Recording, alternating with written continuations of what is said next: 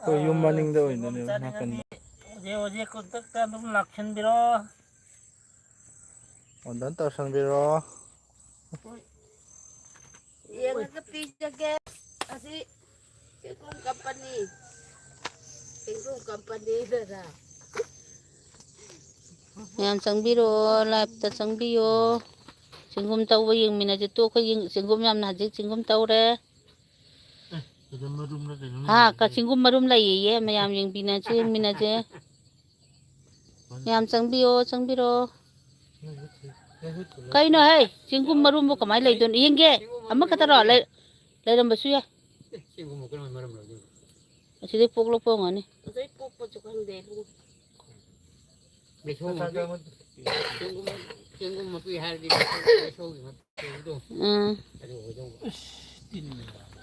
ꯇꯤꯟ ꯇꯥꯕ ꯍꯧꯔꯕ ꯑꯗꯨꯅꯦ ꯇꯣ ꯉꯥꯏꯍꯥꯛ ꯂꯩꯔꯗꯤ ꯏꯃꯥ ꯁꯤꯗꯤ ꯌꯥꯝ ꯌꯦꯡꯕꯤꯌꯣ ꯌꯦꯡꯕꯤꯌꯣ ꯅꯣꯡꯃꯩ ꯑꯃꯨꯛ ꯂꯥꯛꯀꯗ꯭ꯔꯣ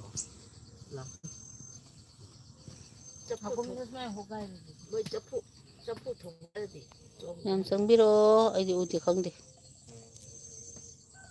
ꯁꯤ ꯃꯧꯁꯦ ꯆꯪꯕ꯭ꯔꯥ ꯆꯪꯗꯕ꯭ꯔꯥ ꯒ꯭ꯌꯥꯟ ꯇꯥꯗꯦ ꯄꯥꯏꯁꯦ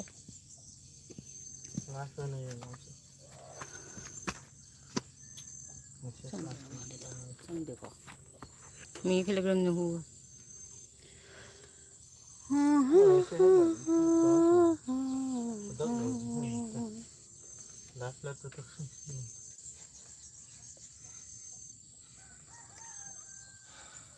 ꯅꯪ ꯁꯨꯟꯗꯣꯏꯔꯣ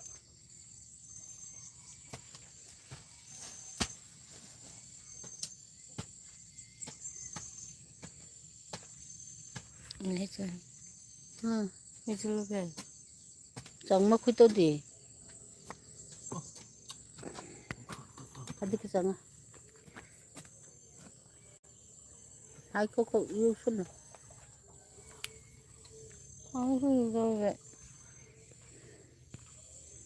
ꯌꯥꯝ ꯆꯪꯕꯤꯔꯛꯑꯣ ꯆꯪꯕꯤꯔꯛꯑꯣ ꯃꯌꯥꯝ ꯇꯨ ꯌꯦꯡꯉꯣ ꯆꯦꯡꯒꯨꯝ ꯇꯧꯕ ꯐꯖꯕ꯭ꯔꯥ ꯐꯖꯗꯕ꯭ꯔꯥ ꯍꯥꯏꯕꯤꯔꯛꯑꯣ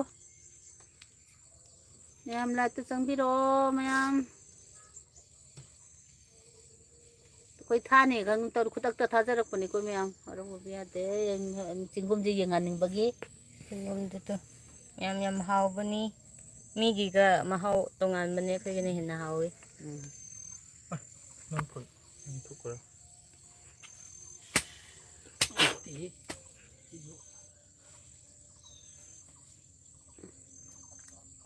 ꯇꯨ ꯃꯌꯥꯝ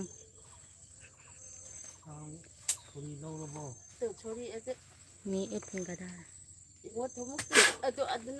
ꯌꯥꯝ ꯆꯪꯕꯤꯔꯣ ꯃꯌꯥꯝ ꯂꯥꯏꯛꯇ ꯆꯪꯕꯤꯌꯣ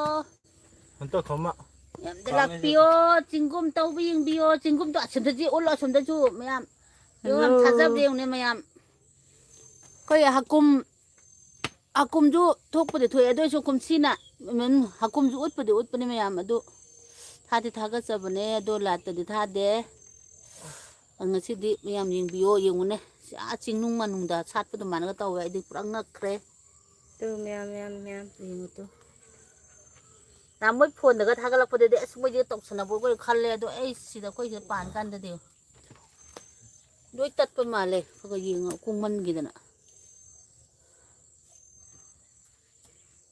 ꯌꯥꯝ ꯆꯪꯕꯤꯔꯛꯑꯣ ꯃꯌꯥꯝ ꯆꯤꯡꯒꯨꯝ ꯍꯧꯖꯤꯛ ꯍꯧꯖꯤꯛ ꯆꯥꯅꯤꯡꯉꯗꯤ ꯃꯌꯥꯝ ꯂꯥꯛꯄꯤꯌꯣ ꯍꯧꯖꯤꯛ ꯍꯧꯖꯤꯛ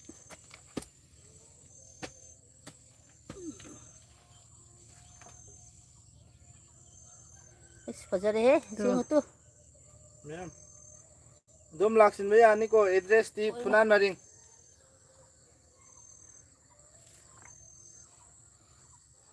ꯑꯗꯩꯁꯨ ꯌꯦꯡꯉꯣ ꯊꯤꯜꯂꯤꯅꯦ ꯀꯩꯅꯣꯁꯦ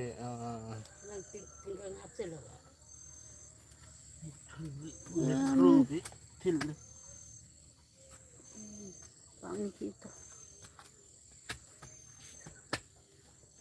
ꯍꯧꯔꯛꯈꯤ ꯎꯠꯄꯤ ꯍꯧꯔꯛꯈꯤ ꯌꯥꯝ ꯇꯨ ꯁꯣꯝ ꯃꯊꯛꯇꯁꯨ ꯂꯩꯀꯣ ꯃꯊꯛꯇ ꯇ꯭ꯔꯥꯟꯁꯐꯔ ꯇꯧꯔꯗꯤ ꯏꯪꯂꯤꯁ ꯇ꯭ꯔꯥꯟꯁꯐꯔ ꯆꯤꯡꯒꯨꯝꯁꯦ ꯀꯩ ꯀꯧꯒꯦ ꯇ꯭ꯔꯥꯟꯁꯂꯦꯠꯅꯤꯃ ꯆꯤꯡꯒꯨꯝ ꯇ꯭ꯔꯥꯟꯁꯐꯔ ꯇꯧꯔꯛꯑꯣ ꯀꯩ ꯂꯝꯗꯅꯣ Sorry, Tim. Now we are digging a mushroom from our house garden. Garden na thora. House garden surrounding my house. This mushroom is called this name is narin. You can contact if you want to eat. Our village name is Punan Maring. If you like to contact me, just come to Punan Maring and ask. My mother name is Saibi. You can ask everyone around my house. English te dum nai yun he. Kui na English ngang dam ni na. Broken English ngak to ra ni.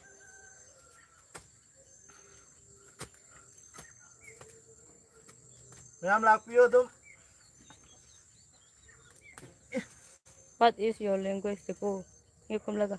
What is your language? Maring. Maring language.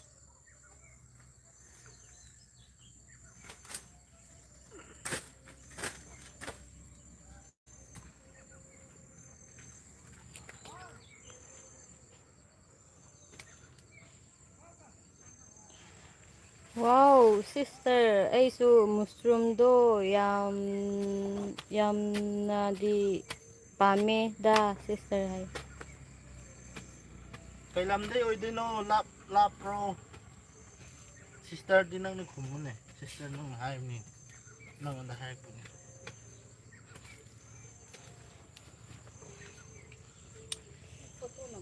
Lakpiyo mayam pamadi. Adum pijage na.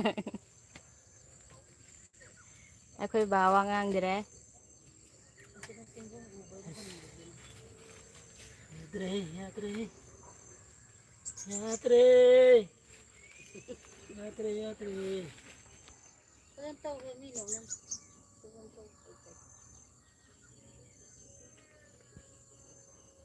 Ito dar. Ako to nando hingay dia. Ah. Kay hinto ha. Ay mau la phung ya do ko. Ni cha de. Em nè. Tôi tới đâu anh? Cô cũng có được cả yêu ấy. Đây thì em muốn chạy cô. Kau wat tenan tu ni menden. Cái nào anh thưa không? Mới như cha là tung đi bàn đã rất cần hàm mình.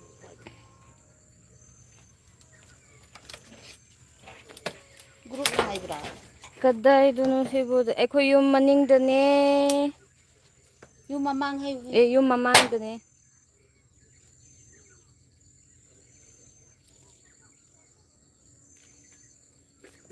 Tu mea. Pambayar ka din nay đang bro. là nay đang giúp thôi kìa. Anh. Tapi kunawa de oktor hingko hadian.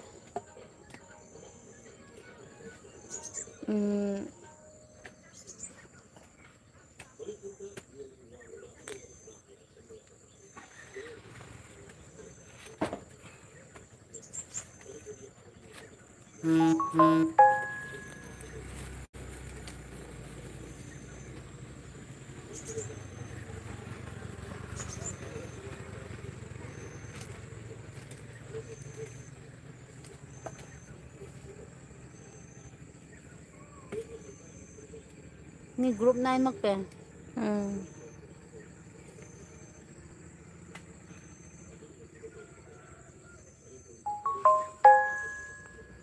Có 생각 기회 아니 아이 붙고 막 아이 안에 올라지더지. Ado di nung ay duman, di ba?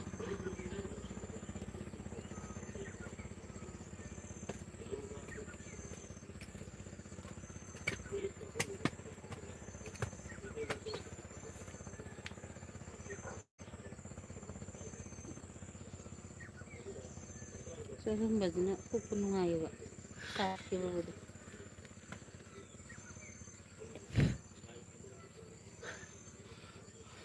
ꯆꯦꯡꯒꯨꯝ ꯇꯧꯕꯁꯤꯗꯤ ꯅꯥꯎꯄꯤ ꯋꯥ ꯌꯥꯜꯂꯤ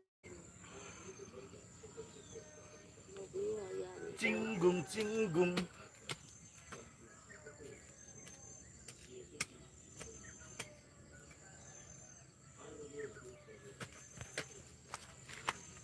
Are भैया थीन खरी.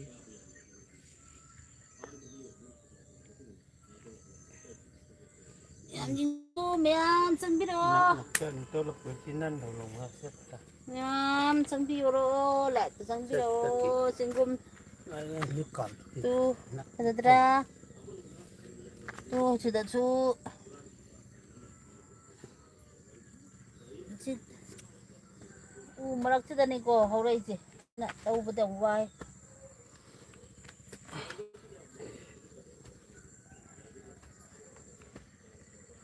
Tawbada yamna wai.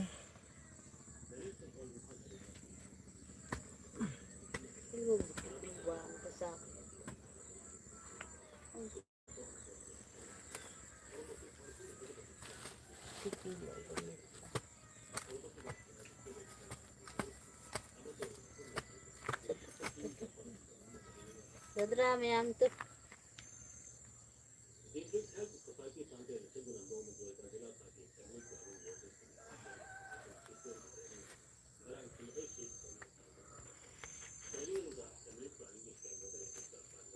Sidi ngaprum male. Ngaprum tawba male.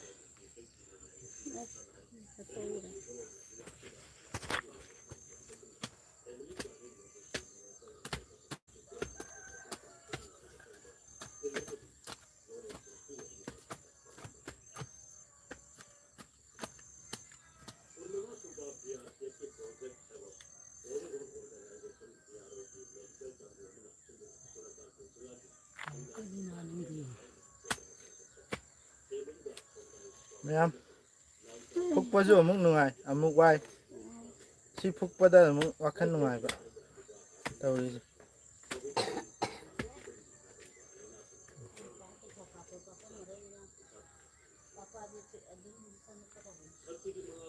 Yengbiu, laksan biu.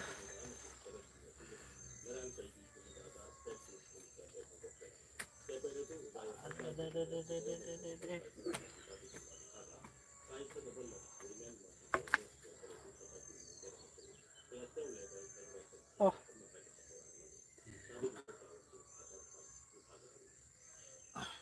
Kitang thengmada tatleba, tatke taweba.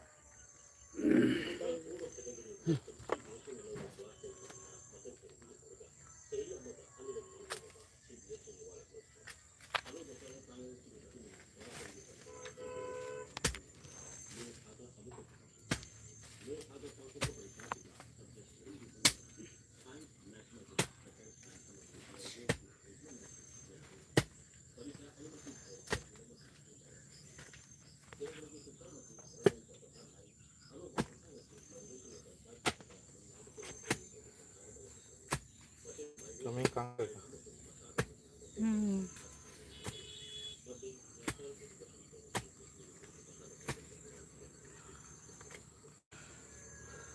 Kung saan nang call printer ito Ha? kung saan Koyam sanda call printer tana. Oh, nongma tawba. Tawzarake nongma.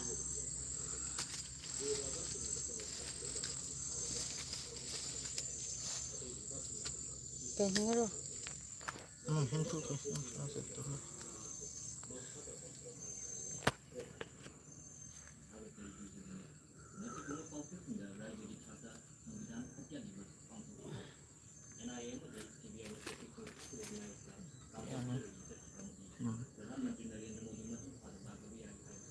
Lisong na sa tokre.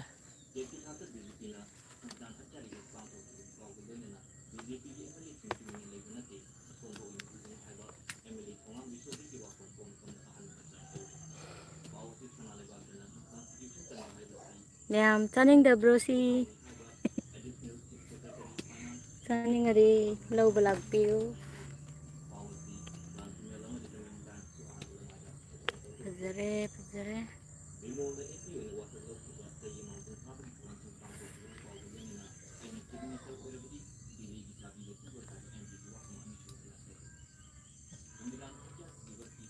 Panam pulih. Itu maka. Paparan Pom na kaya ulit.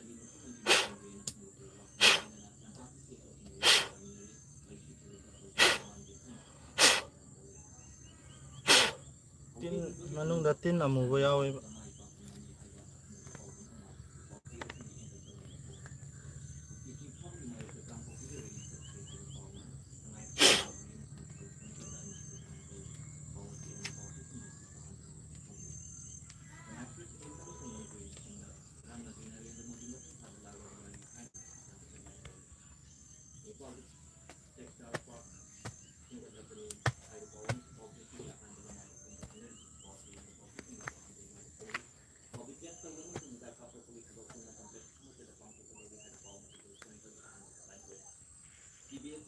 Mami, sa phone wachul lo kai.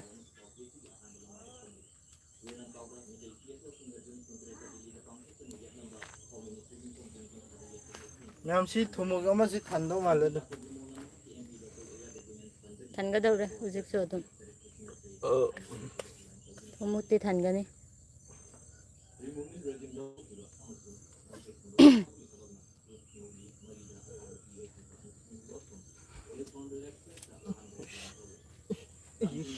kai khre tu Ha, kai khre anh em pergi. Anh là di si tang kai lan.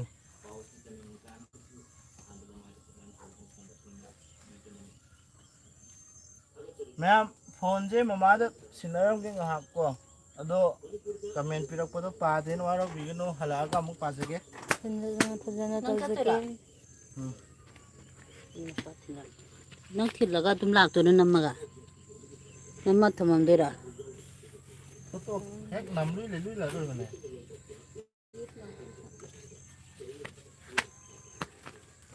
Ngọc lực lên thì thứ đuôi thilde he changai To yung Ôi. ko.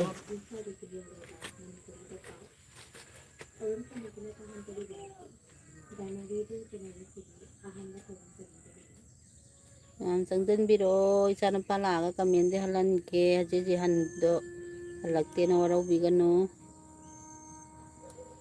Nam si phajadra te se siam phajadra he hakumju si mafamjida songebako songbabude doise sumana kumsigi songba sumana songdeba angas nukti fazare nahan tawgi mafamda sini tu ya kano tawdamne do mayam si sana phangbasida bo harau ningai kai lege wa se baba harauge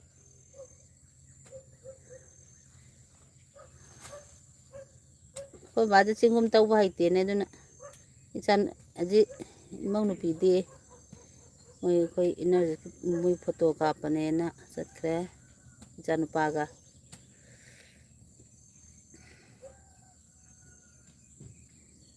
sangin biro mayam chingum tawba je sas takra male da sore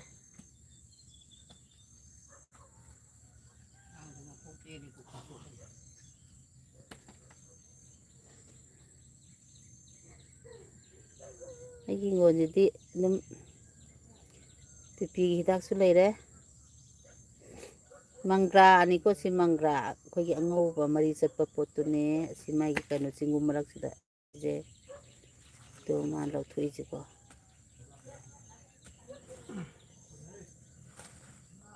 tan lo to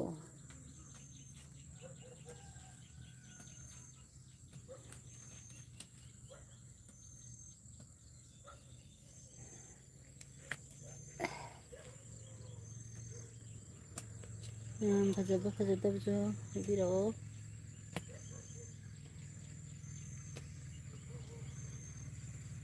jijik dambi na ju dai chou khoi ꯂꯩꯁꯧ ꯀꯥꯕ ꯃꯐꯝꯗ ꯑꯣꯏꯕꯅꯤꯅꯀꯣ ꯅꯥꯜꯂꯦꯕ ꯅꯥꯟꯕꯁꯨ ꯁꯤꯗ ꯇꯨꯁꯜꯂꯗꯤ ꯌꯥꯎꯔꯣꯏꯗꯣꯏꯅꯤꯀꯣ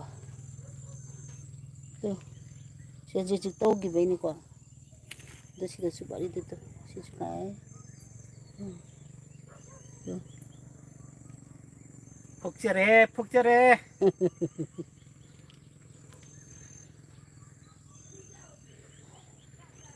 ꯂꯩꯕꯥꯛ ꯃꯅꯨꯡꯗ ꯌꯥꯝ ꯂꯨꯅ ꯆꯪꯕꯒꯤꯀꯣ ꯐꯨꯛꯄꯗ ꯌꯥꯝ ꯋꯥꯏꯑꯦꯕ ꯌꯥꯎꯈꯤꯅꯤꯀꯣ ꯅꯪꯒꯤꯗꯣ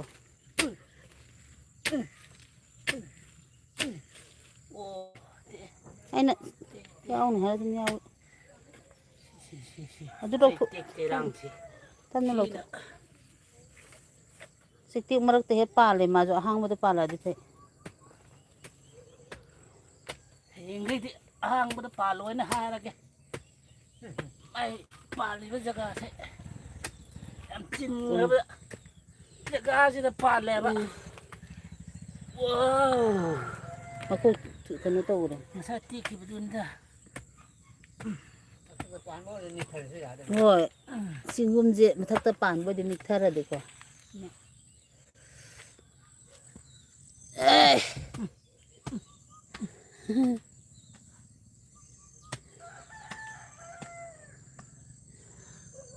ꯂꯩꯁꯧ ꯃꯄꯤꯁꯤꯗ ꯃꯥꯅꯁꯨ ꯑꯃꯨꯛ ꯊꯣꯛꯍꯜꯂꯦ ꯃꯥꯅꯁꯨ ꯑꯃꯨꯛ ꯆꯥꯊꯣꯛꯑꯦ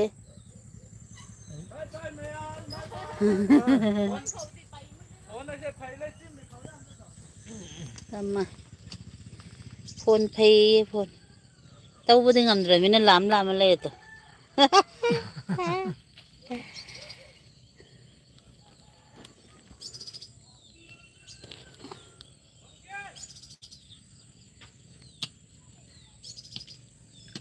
ꯊꯤꯟꯕ ꯆꯠꯂꯤꯔ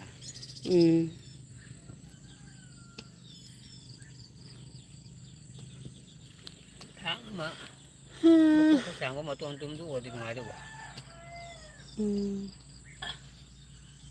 ꯌꯥꯒꯗ꯭ꯔꯗꯣ ꯁꯥꯡꯗ꯭ꯔꯥ ꯃꯌꯥꯝ ꯉꯥꯄ꯭ꯔꯨꯝ ꯇꯧꯕ ꯃꯥꯜꯂꯦ ꯁꯤꯗꯤ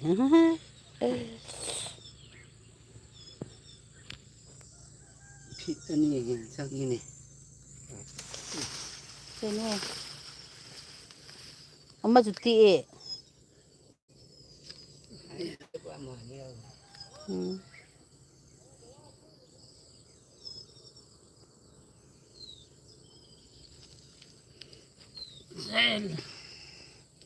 ꯇꯞꯅ ꯇꯞꯅ ꯆꯤꯡꯈꯠꯄꯁꯦ ꯈꯨꯠꯁꯤ ꯇꯥꯞ ꯂꯥꯎꯅ ꯍꯦꯛ ꯄꯥꯏꯁꯤꯜꯂꯒꯕ ꯈꯨꯠꯁꯦ ꯊꯥꯗꯣꯛꯇꯕꯤꯗ ꯄꯥꯏꯁꯤꯜꯂꯣꯕ ꯑꯗꯨꯑꯣꯏꯗꯤ ꯃꯥ ꯁꯨꯛꯇꯠ ꯇꯠꯂꯣꯏꯕ ꯆꯦꯡꯒꯨꯝ ꯄꯥꯝꯃꯒꯗꯤ ꯂꯥꯛꯄꯤꯌꯣ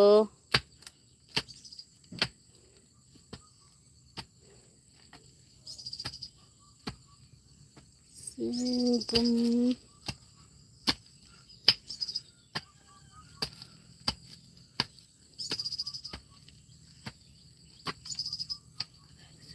ꯇꯧꯔꯦ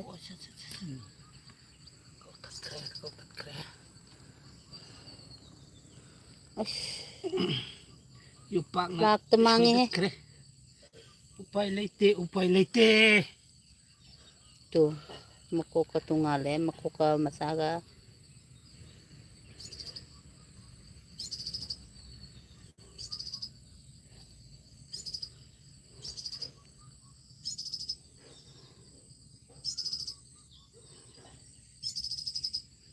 tụ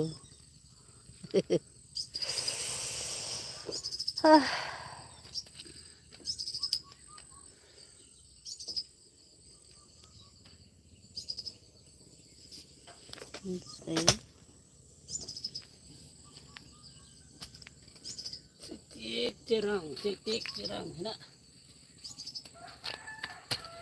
Cô cái xôm đồng giật kia làm bị nà lệ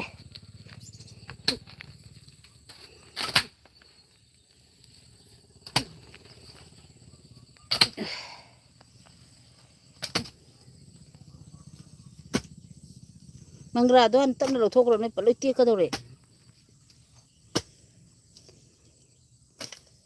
ꯍꯨꯝꯗ꯭ꯔꯥ ꯃꯔꯤ ꯃꯔꯛꯁꯤꯗꯅꯤꯀꯣ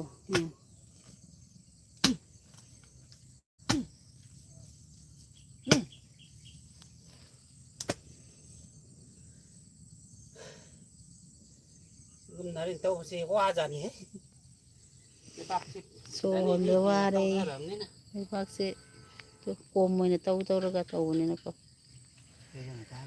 ꯑꯃꯗꯤ ꯑꯣꯏꯔꯗꯤ ꯚꯠ ꯅꯪ ꯄꯥꯏꯔꯒ ꯆꯠꯈꯤ ꯑꯗꯨꯝ ꯌꯥꯔꯦ ꯁꯤꯗꯤ ꯃꯄꯥꯡ ꯑꯃ ꯇꯧꯕ ꯁꯣꯔꯤꯅ ꯑꯃꯨꯛ ꯇꯧꯕ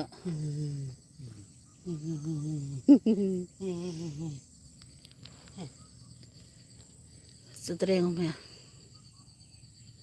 ꯁꯥꯡꯁꯦ ꯌꯥꯝ ꯁꯥꯡꯉꯦ ꯆꯦꯡꯒꯨꯝꯁꯦ ꯃꯕꯨꯛ ꯐꯕ ꯃꯤꯁꯤꯡ ꯃꯕꯨꯛ ꯐꯕꯗꯨꯗꯤ ꯍꯔꯥꯎ ꯍꯔꯥꯎ ꯀꯧꯕꯗ ꯂꯥꯛꯑꯦꯕ ꯆꯦꯡꯒꯨꯝ ꯐꯠꯇꯕꯁꯤꯡꯁꯦ ꯁꯤꯅꯤ ꯐꯠ ꯇꯠꯂꯒ ꯁꯥꯎꯔ ꯂꯩꯍꯧꯅꯦꯕ ꯑꯗꯨꯗꯅꯤ ꯃꯣꯏꯔꯥꯡ ꯈꯝꯕ ꯑꯩꯅ ꯃꯣꯏꯔꯥꯡ ꯈꯝꯕ ꯅꯠꯇꯦ ꯐꯨꯅꯥꯟ ꯈꯝꯕꯅꯦ ꯑꯃꯕꯨ ꯀꯧꯔꯗꯤ ꯑꯗꯨꯝ ꯌꯥꯔꯦ ꯇꯣ ꯁꯨꯃꯥꯏꯅ ꯈꯔ ꯍꯔꯥꯎ ꯍꯔꯥꯎ ꯂꯥꯎꯕ ꯑꯗꯨ ꯈꯝꯕ ꯑꯩꯒꯤ ꯄꯨꯛꯅꯤꯡꯁꯤ ꯄꯥꯏꯅ ꯄꯨꯛꯅꯤꯡ ꯄꯦꯟꯖꯒꯦꯕ ꯍꯥ ꯍꯥ ꯍꯥ ꯍꯥ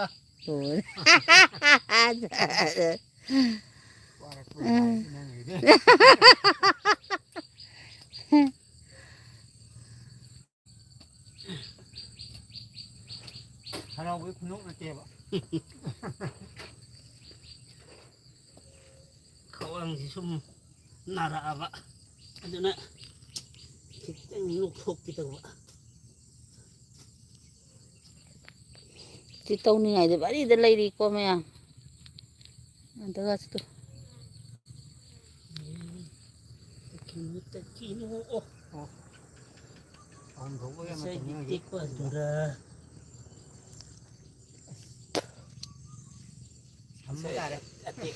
ꯃꯀꯣꯛꯀ ꯃꯁꯥꯒ ꯇꯣꯉꯥꯟ ꯇꯣꯉꯥꯟꯂꯦ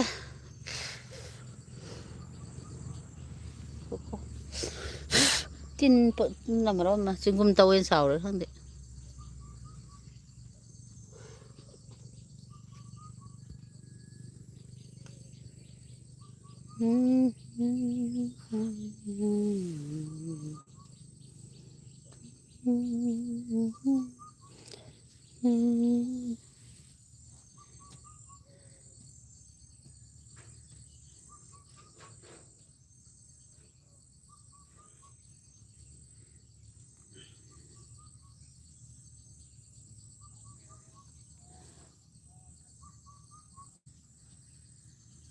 ꯃꯌꯥꯝ ꯌꯦꯡꯕꯤꯌꯣ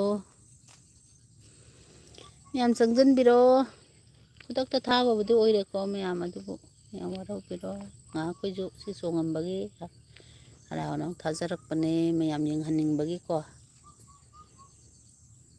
ꯃꯌꯥꯝ ꯁꯤꯁꯦ ꯎꯗꯕ ꯃꯌꯥꯝ ꯑꯃꯁꯨ ꯌꯥꯎꯔꯝꯈꯤꯅꯤ ꯎꯅꯤꯡꯉꯝꯒꯅꯤꯅ ꯊꯥꯖꯔꯛꯄꯅꯤ ꯁꯤꯗ ꯍꯧꯔꯤꯕ ꯎꯁꯦ ꯎ ꯑꯔꯥꯏꯕ ꯅꯠꯇꯦ ꯁꯤꯁꯨ ꯈꯨꯊꯥꯞ ꯃꯅꯥ ꯑꯩꯈꯣꯏꯒꯤ ꯃꯣꯏ ꯑꯝꯐꯨꯏ ꯃꯅꯥꯒꯁꯨ ꯍꯥꯏꯅꯩ ꯕꯤꯄꯤ ꯋꯥꯡꯕ ꯃꯤꯒꯤꯗꯤ ꯍꯤꯗꯥꯛꯅꯤꯀꯣ ꯑꯩꯈꯣꯏ ꯁꯤꯗ ꯍꯧꯔꯤꯁꯤꯡꯁꯦ ꯕꯤꯄꯤ ꯋꯥꯡꯈꯠꯂꯗꯤ ꯊꯨꯝ ꯌꯥꯎꯗꯕꯤꯗ ꯆꯥꯛꯇ ꯉꯥꯜꯂꯒ ꯅꯨꯃꯤꯠ ꯍꯨꯝꯅꯤ ꯈꯛꯇꯪ ꯆꯥꯕꯗ ꯑꯗꯨꯝ ꯖꯔ ꯍꯟꯊꯈꯤꯕꯅꯦ ꯕꯤꯄꯤ ꯍꯤꯗꯥꯛ ꯆꯥꯗ꯭ꯔꯁꯨ ꯑꯗꯨꯝ ꯌꯥꯕꯅꯦ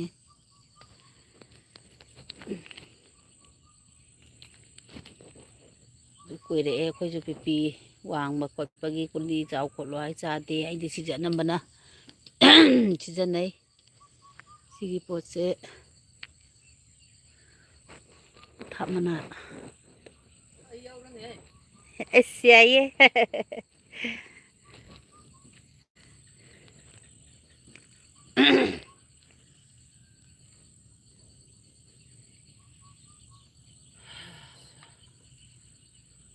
ꯁꯋꯥꯂꯥ ꯁꯋꯥꯂꯥ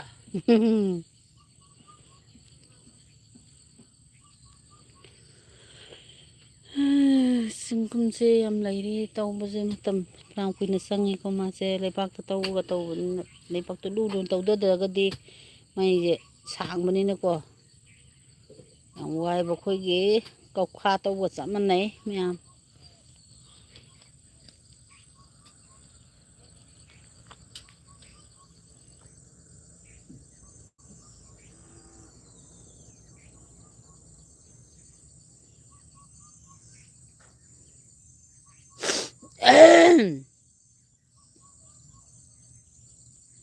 Marakta ka ito. Sito kasi ito mahauwi ko. Ito. Bukala eh.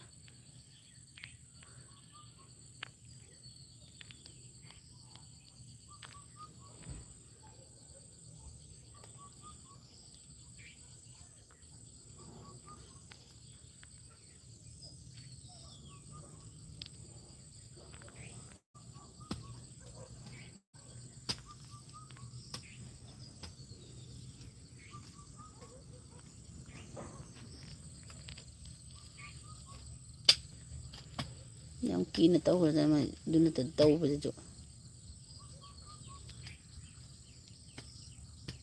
Yung may mises lang agad so ID mises hanba haite. Yang waraw biroy. San palaga halal hanjan halak ke.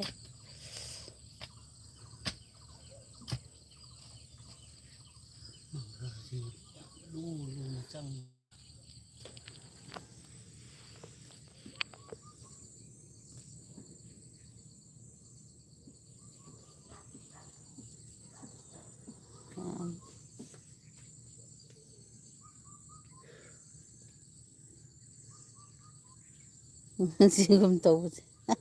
민넥시라. 와리에 민넥시라.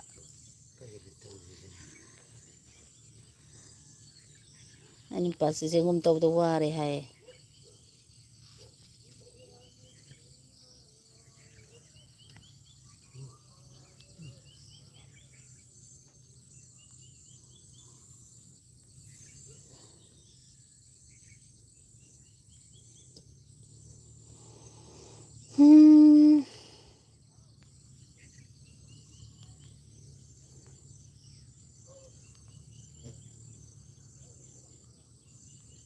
Sakala.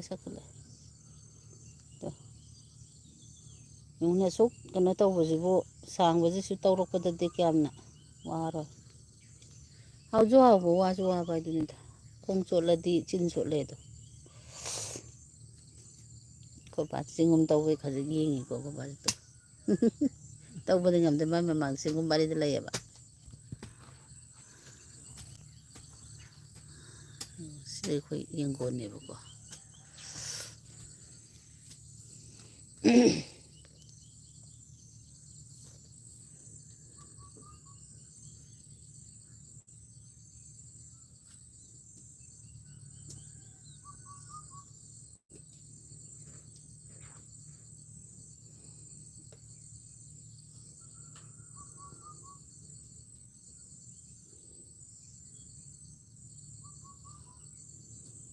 Yan sundin biro.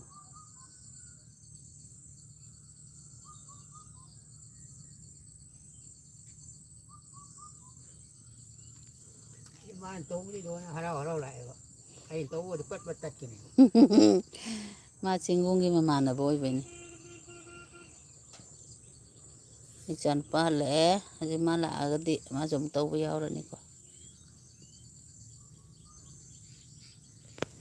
Makada lakar, makada kari thawalan ni je. Ko mau foto number gi tilu bani.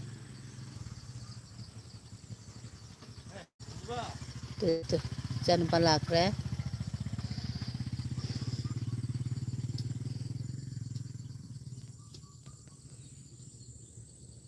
Hei, singum tau bu ubne ni wa kre.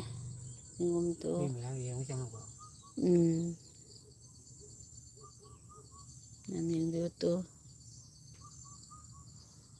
Ngasi no, namita patao ra kang te.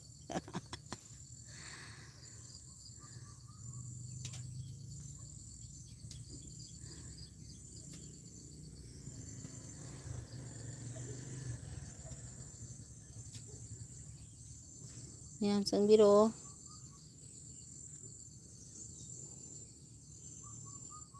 Set penuai berarti kok. Jadi magi buat sida singkar ke hari tadi. Apa tu nungai ni? Tu nang tahu bukan nungai ro ye. Wari giwan. Pemma pun titu saya lah sira. Nada ada loy tu no he tang. hai chân rồi Cái đi camera có năm nó 20 đó. ꯑꯩꯁ ꯀꯩꯅꯣ ꯅꯝꯃꯤꯅꯦ ꯑꯩꯁꯨ chân cũng tàn nó mới nhiều với eo chị ꯀꯔꯤ ꯆꯤꯡꯒꯨꯝ ꯇꯥꯟꯅꯣ ꯈꯪꯗ꯭ꯔꯦ ꯇꯣ ꯆꯤꯟ ꯅꯝꯕ ꯍꯥꯏꯁꯦ để với eo thì để bác ꯌꯥꯗ꯭ꯔꯦ Ticket meaning na wow. Part daw ba? Hay. Fazana tawro bro. Oh, tawre. Camera diyan. Wow, Muslim like it. Where are you from? We are from Manipur, Punal Maring. tung tung We are from Manipur, Punal Maring. tung tung ꯅꯣꯏꯅ ꯄꯥꯠ ꯊꯨꯗꯦꯛꯇꯕꯁꯨ ꯇꯦꯛꯑꯝꯕ ꯀꯃꯥꯏꯅ ꯇꯦꯛꯏꯖꯥꯠꯅꯣ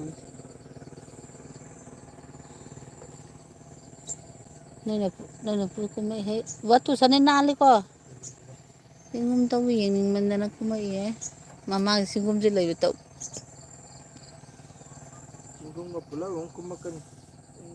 đã có sang nhưng mà mình ở đây hiện ꯈꯨꯗꯣꯟ ꯇꯧꯅꯕ đã mà ta thì nó sẽ một số con đi gặp phải rồi nhỉ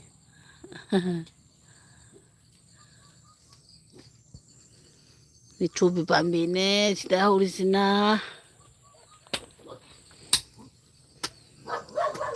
ꯇꯧꯕ ꯍꯧꯔꯦ ꯐꯖꯔꯦ ꯇꯣ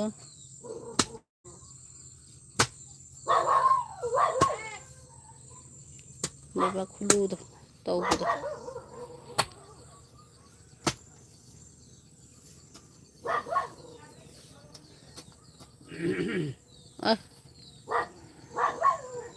ꯇꯦꯛꯈ꯭ꯔꯦ ꯂꯣꯏ ꯆꯥꯏꯈ꯭ꯔꯦꯅꯦ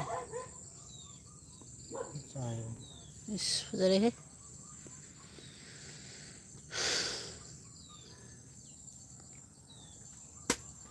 ꯃꯌꯥꯝ ꯐꯖꯕ꯭ꯔꯥ ꯐꯖꯗꯕ꯭ꯔꯥ ꯍꯥꯏꯕꯤꯔꯛꯇꯦ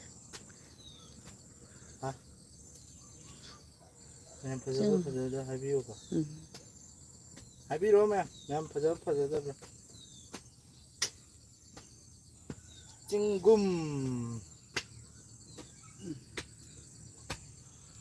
ꯆꯤꯡꯗ ꯆꯤꯡꯒꯨꯝ ꯁꯥꯠꯂꯦ ꯇꯝꯗ ꯇꯝꯒꯨꯝ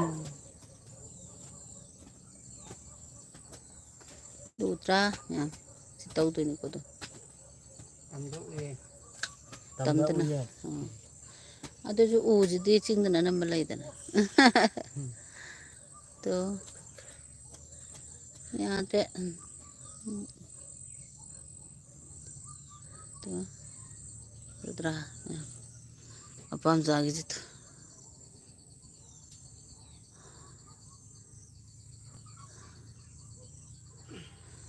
ꯃꯌꯥꯝꯁꯤ ꯌꯣꯟꯗꯣꯏꯗꯤ ꯆꯥꯝꯕ ꯌꯥꯗꯦꯕꯀꯣ ꯆꯥꯝꯈ꯭ꯔꯗꯤ ꯄꯠꯄꯅꯤꯅ ꯌꯣꯟꯕꯗꯁꯨ ꯁꯨꯃꯥꯏꯅ ꯂꯩꯈꯣꯝ ꯈꯔ ꯇꯩꯔ ꯂꯥꯛꯀꯅꯤ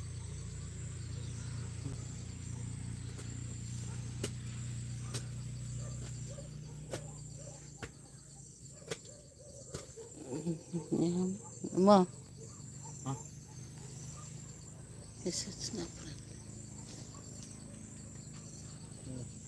ꯑꯗꯣꯝꯗ ꯀꯩꯅꯣ ꯇꯧ ꯀꯦꯃꯦꯔꯥꯃꯦꯟꯁꯦ ꯑꯩꯈꯣꯏ ꯃꯥꯅ ꯑꯣꯏꯕꯅꯤꯅ ꯀꯟꯁꯝ ꯂꯩꯁꯦꯜ ꯃꯔꯤꯡ ꯌꯥꯝ ꯐꯖꯩ ꯆꯥꯅꯤꯡꯉꯦꯍꯦ ꯍꯣꯏ ꯆꯥꯁꯤ ꯂꯥꯛꯑꯣ ꯏꯕꯣꯍꯟꯕꯤ ꯃꯣꯏꯔꯥꯡꯊꯦꯝ ꯇꯧꯔꯒ ꯍꯦꯛꯂꯗꯤ ꯃꯊꯪ ꯑꯃꯨꯛ ꯐꯪꯂꯔꯣꯏ ꯀꯀꯥ ꯍꯥꯏꯗꯣꯏꯔꯥ ꯀꯩ ꯍꯥꯏꯗꯣꯏꯅꯣ ꯍꯀꯨꯝꯁꯨ ꯁꯨꯃꯥꯏꯅ ꯈꯔ ꯇꯧꯔꯒ ꯐꯨꯑꯦꯕꯀꯣ ꯑꯗꯨꯒ ꯂꯩꯕꯥꯛꯁꯤ ꯑꯃꯨꯛ ꯐꯨꯟꯖꯟꯕꯅꯦꯕ ꯑꯗꯣ ꯍꯣꯏ ꯍꯧꯖꯤꯛꯄꯨꯗꯤ ꯑꯗꯨꯝ ꯀꯥꯔꯛꯏ ꯁꯦꯗꯣꯃꯦꯟ ꯍꯥꯏ ꯋꯥꯎ ꯌꯥꯝ ꯐꯖꯩꯌꯦ ꯊꯦꯡꯛꯁ ꯀꯣꯔꯨꯡꯊꯪ ꯆꯔꯪꯉꯥꯅ ꯍꯥꯏꯔꯦ ꯑꯗꯣ ꯑꯩꯁꯨ ꯆꯥꯕ ꯂꯥꯛꯀꯦ ꯍꯣꯏ ꯂꯥꯛꯑꯣ ꯆꯥꯁꯦ ꯁꯤ ꯈꯣꯡꯎꯞ ꯑꯃ ꯊꯟꯗꯧꯔꯦ ꯂꯥꯛꯑꯣ ꯁꯤꯁꯨ ꯃꯌꯥꯝ ꯂꯩꯔꯤ ꯇꯧꯗꯕ ꯑꯩꯈꯣꯏ ꯕꯁꯅꯤ ꯑꯩꯈꯣꯏ ꯕꯥ ꯉꯁꯥꯏꯗꯩ ꯇꯧꯔꯤ ꯆꯥꯔꯁꯤ ꯂꯥꯛꯑꯣ ꯁꯨꯃꯥꯏꯅ ꯅꯪꯁꯨ ꯁꯠ ꯁꯠꯅ ꯂꯣꯏꯅꯃꯛ ꯆꯥꯊꯣꯛꯑꯕ ꯑꯃ ꯇꯧꯔꯦꯗ ꯃꯀꯣꯛꯇꯣ ꯆꯦꯡꯒꯨꯝ ꯅꯨꯡꯒ ꯂꯩꯁꯧ ꯆꯥꯔꯛꯑꯦ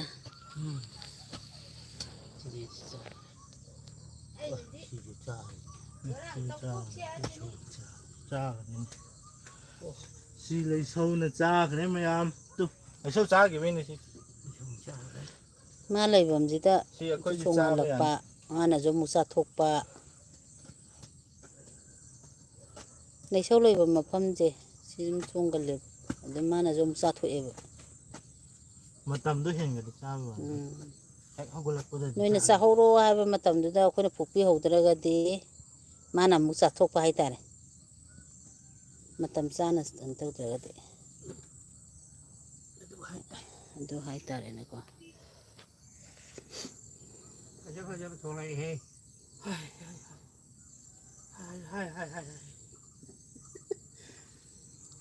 ꯋꯥꯒꯤ ꯇꯧ ꯃꯥꯜꯂꯦ ꯃꯣꯏꯁꯦ ꯃꯌꯥꯝ ꯂꯩꯕꯥꯛ ꯇꯧꯕꯅꯦ ꯀꯃꯦꯟꯗꯣ ꯃꯃꯥꯗꯤ ꯀꯩꯅꯣ ꯇꯧꯗꯕꯅꯤꯅ ꯁꯨꯝ ꯐꯔꯛ ꯇꯥꯕꯒꯤꯅꯤꯀꯣ ꯃꯌꯥꯝ ꯑꯩꯁꯨ ꯇꯧꯕꯗ ꯌꯥꯎꯗꯗꯤ ꯊꯦꯡꯉꯅꯤꯕ ꯆꯦꯡꯒꯨꯝ ꯇꯧꯕꯁꯦ ꯈꯨꯅꯨꯡꯉꯥꯏ ꯑꯃ ꯈꯨꯅꯨꯡꯉꯥꯏ ꯑꯃ ꯆꯤꯡꯒꯨꯝ ꯇꯧꯕ ꯌꯦꯡꯕꯒꯤ ꯚꯥꯕꯣꯛꯁꯨ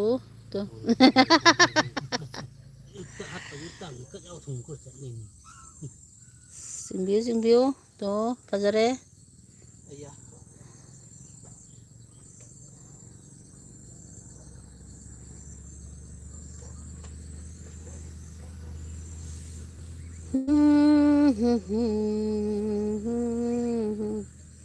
ꯅꯣꯏꯅ ꯄꯥꯅ ꯅꯍꯥꯟ ꯑꯗꯒꯤ ꯆꯤꯡꯅꯨꯡꯗ ꯑꯃ ꯊꯥꯔꯛꯑꯦꯕ ꯑꯁꯤꯕꯨ ꯃꯥꯏꯁꯤꯕꯨ ꯑꯁꯦꯡꯕ꯭ꯔꯥꯒ ꯍꯥꯏ ꯑꯗꯣ ꯑꯩꯈꯣꯏꯁꯨ ꯁꯨꯃꯥꯏꯅ ꯆꯣꯡꯉꯦꯗꯣ ꯈꯪꯗꯕꯅꯤꯅꯀꯣ ꯑꯁ ꯐꯖꯕꯅꯦꯕ ꯃꯥꯏꯗꯨꯁꯨ ꯆꯣꯡꯕꯗꯨꯁꯨ ꯍꯦꯛꯇ ꯄꯨꯡꯉꯧ ꯉꯧꯕꯅꯦ ꯑꯗꯣ ꯑꯩꯈꯣꯏ ꯋꯥꯈꯜꯗꯅ ꯍꯥꯞꯆꯜꯂꯒ ꯃꯊꯪ ꯀꯩꯅꯣ ꯇꯧꯔ ꯅꯝꯕ꯭ꯔꯥꯅ ꯈꯟꯕꯅꯦ ꯑꯗꯣ ꯑꯁꯤ ꯑꯩꯈꯣꯏ ꯍꯤꯡꯒꯣꯜꯗ ꯆꯣꯡꯉꯝꯕꯁꯤꯒꯤ ꯈꯔ ꯑꯩꯁ ꯁꯤꯗꯤ ꯑꯉꯛꯄ ꯍꯥꯏꯗꯨ ꯑꯣꯏꯔꯦ ꯑꯉꯛꯄꯒꯤ ꯑꯉꯛꯄ ꯃꯁꯛ ꯑꯣꯏꯔꯦ ꯑꯗꯣ ꯎ ꯑꯀꯪꯕꯗꯣ ꯂꯧꯊꯣꯛꯀꯣ ꯐꯝꯗꯁꯨ ꯌꯥꯕ꯭ꯔꯣ ꯑꯩꯔꯣ ꯑꯩꯈꯣꯏ ꯕꯥꯏ ꯄꯤꯌꯨ ꯑꯩꯗꯤ ꯌꯥꯔꯦ ꯃꯥ ꯕꯥꯕꯣꯛ ꯑꯣꯏꯔꯤ ꯁꯥꯡꯉꯦ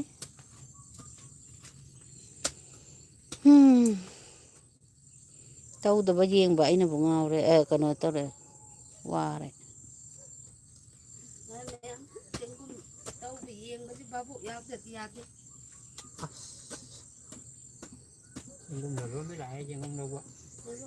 ꯅꯦꯗꯣꯡ ꯀꯥꯏꯗꯅꯣ ꯑꯧ ꯑꯧ ꯂꯩꯕ꯭ꯔꯣ ꯅꯪꯒꯤ ꯑꯩ ꯄꯨꯟꯅ ꯂꯧꯒꯦ ꯂꯥꯛꯑꯣ ꯅꯪ ꯀꯌꯥꯝ ꯊꯠꯂꯝꯒꯦ ꯑꯣ ꯑꯣꯀꯦ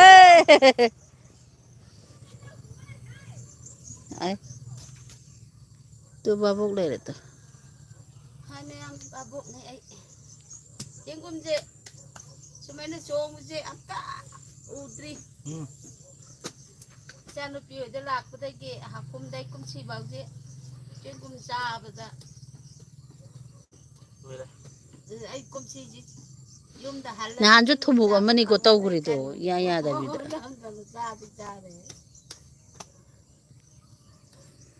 ꯆꯥꯗꯤ ꯆꯥꯔꯦꯍꯦ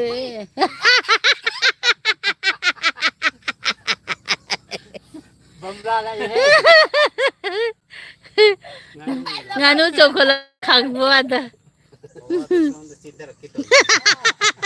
ꯆꯦꯡꯒꯨꯝ ꯐꯔꯛ ꯇꯥꯅꯤ ꯆꯦꯟꯊꯔꯛꯀꯅꯨ ꯉꯥꯅꯨꯅ ꯃꯥ ꯇꯥꯕ ꯅꯨꯡꯉꯥꯏꯇ꯭ꯔꯕꯖꯥꯠꯅꯦ ꯂꯥꯡꯃꯟꯕꯗꯨꯗ ꯁ꯭ꯋꯥꯏꯗ ꯂꯥꯡꯒꯅꯨꯁꯤꯅꯦꯕ ꯃꯌꯥꯝ ꯑꯝꯇ ꯀꯥꯕꯤꯔꯛꯑꯣ ꯆꯦꯡꯒꯨꯝ ꯂꯩꯅꯤꯡꯉꯁꯨ ꯀꯤꯍꯣꯝ ꯂꯩꯅꯤꯡꯉꯁꯨ ꯍꯩꯅꯧ ꯂꯩꯅꯤꯡꯉꯁꯨ ꯃꯌꯥꯝ ꯂꯩꯌꯦ ꯁꯤꯗꯤ ꯆꯦꯡꯒꯨꯝ ꯐꯨꯛꯄ ꯌꯦꯡꯉꯤꯉꯩꯗ ꯑꯃꯨꯛ ꯊꯋꯥꯏꯅꯤ ꯀꯧꯗꯕ ꯌꯥꯔꯔꯣꯏ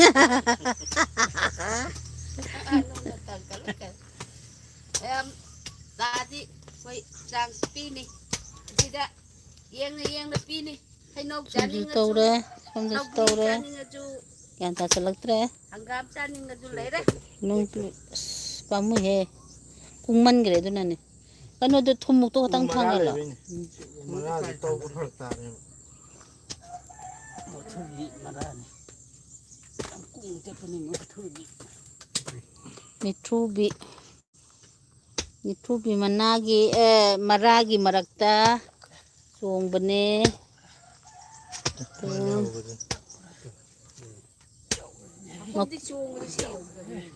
ꯌꯧꯋꯦ ꯂꯟꯕ ꯋꯥꯅꯤ ꯍꯟꯗꯛꯅ ꯀꯨꯡꯕ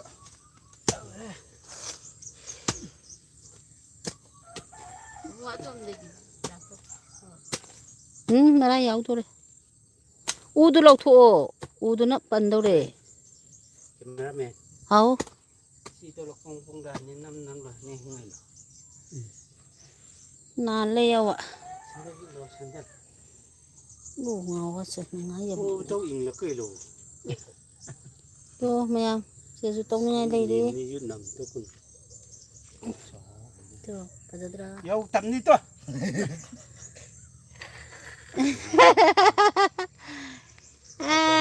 ꯆꯥ ꯀꯥꯟꯅꯗꯤ ꯇꯣ ꯁꯤꯁꯨ ꯆꯣꯡꯈꯠꯂꯛꯇ ꯉꯥꯏꯔꯤꯕꯅꯦꯕꯀꯣ ꯑꯗꯨꯏꯁꯨ ꯑꯗꯨꯝ ꯇꯧꯈ꯭ꯔꯅꯤ ꯅꯨꯡꯇꯤꯒꯤ ꯇꯧꯕꯗ ꯅꯨꯡꯉꯥꯏꯇ꯭ꯔꯦ ꯁꯣꯝꯗ ꯑꯃꯁꯨ ꯂꯩꯔꯦ ꯁꯣꯝꯗꯁꯨ ꯂꯥꯛꯑꯦꯀꯣ ꯑꯗꯨ ꯊꯥꯗꯠꯂꯣ ꯁꯤ ꯎꯁꯨ ꯂꯧꯊꯣꯛꯑꯣ ꯇꯣ ꯃꯌꯥꯝ ꯁꯤ ꯎ ꯀꯩꯅꯣ ꯃꯔꯛꯁꯤꯗꯅꯤꯀꯣ ꯃꯌꯥꯝ ꯆꯣꯡꯉꯤꯁꯦ ꯇꯣ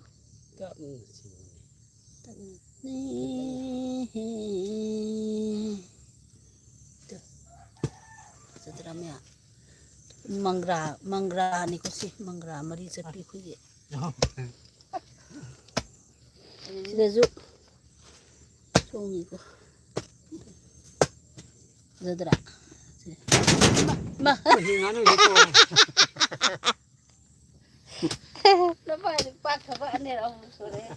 ꯕꯕꯥꯁꯦ ꯄꯥꯛꯊꯕ ꯃꯔꯥ ꯂꯩꯕꯅꯤ ꯀꯩꯅꯣ ꯃꯔꯨ ꯄꯤꯛꯄꯒ ꯄꯥꯊꯕꯗꯤ ꯌꯥꯗꯕ ꯑꯩꯈꯣꯏꯁꯨ ꯇ꯭ꯔꯦꯅꯤꯡ ꯂꯩꯕ ꯃꯤꯅꯦ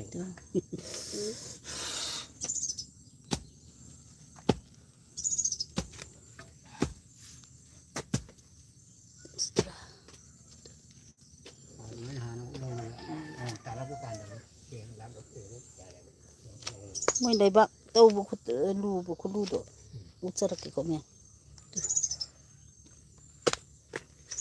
ꯁꯤ ꯂꯩꯕꯥꯛꯁꯤꯡꯁꯤ ꯇꯧ ꯂꯩꯊꯣꯏꯅꯦꯕ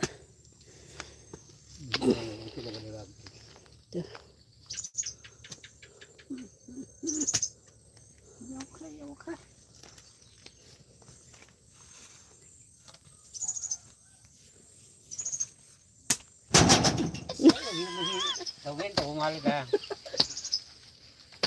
ꯕꯕꯥꯁꯦ ꯆꯤꯡꯒꯨꯝ ꯇꯧꯕ ꯌꯦꯡꯕꯅꯦꯕ ꯉꯥꯅꯨꯅ ꯈꯪꯍꯟꯗꯅ ꯊꯝꯃꯦ ꯅꯣꯡꯃꯩ ꯀꯥꯞꯄꯛꯑꯦꯅ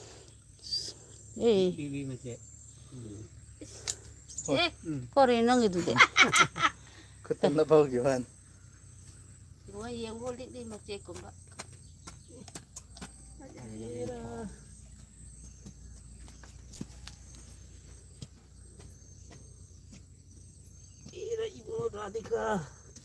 이붕어지 라디까 까우나보다.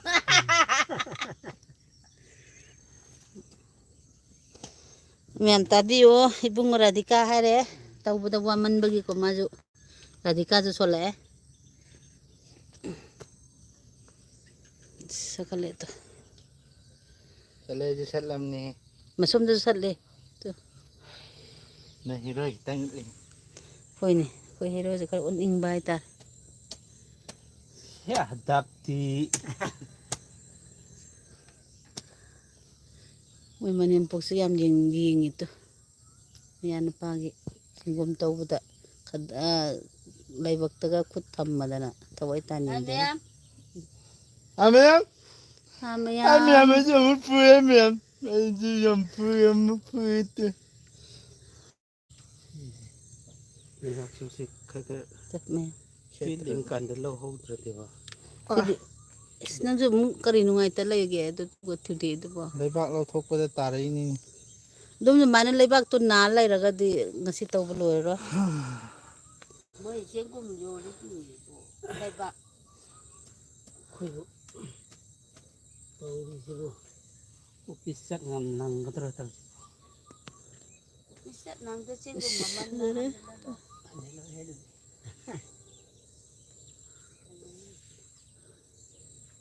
ꯁꯤꯁꯨ ꯊꯕꯛ ꯑꯃꯅꯤ ꯀꯩꯅꯣ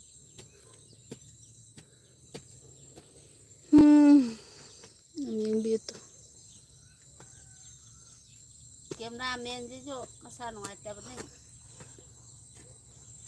ꯅꯦ ꯎꯔꯤꯅꯦ ꯀꯣꯟ ꯂꯥꯛꯇ ꯌꯥꯔꯣꯏꯅ ꯉꯁꯤꯁꯦ ꯉꯁꯤ ꯈꯤꯇꯪ ꯋꯥꯔꯁꯨ ꯋꯥꯅꯅ ꯉꯔꯥꯡꯗꯩ ꯃꯀꯣꯛ ꯉꯥꯎꯋꯦꯅ ꯂꯩꯔꯤꯅꯤ ꯀꯦꯃꯦꯔꯥꯃꯦꯟꯁꯦ ꯋꯥꯏꯔꯤꯕꯅꯤ ꯑꯃꯨꯛ ꯀꯣꯛ ꯉꯥꯎꯋꯤ ꯑꯃꯨꯛ ꯍꯥꯏꯕꯤꯔꯛꯑꯦ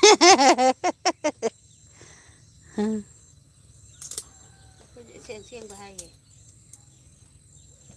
ꯑꯁꯦꯡꯕꯗꯗꯤ ꯐ꯭ꯂꯣꯞ ꯆꯠꯂꯦ ꯃꯥꯅꯦ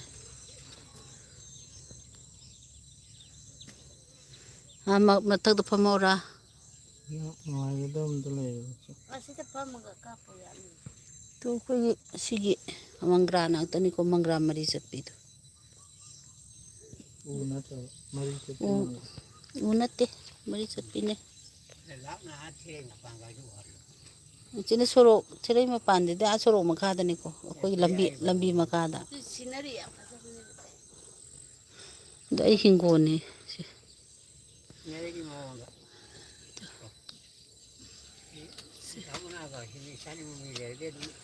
ꯇ꯭ꯔꯥ ꯃꯌꯥꯝ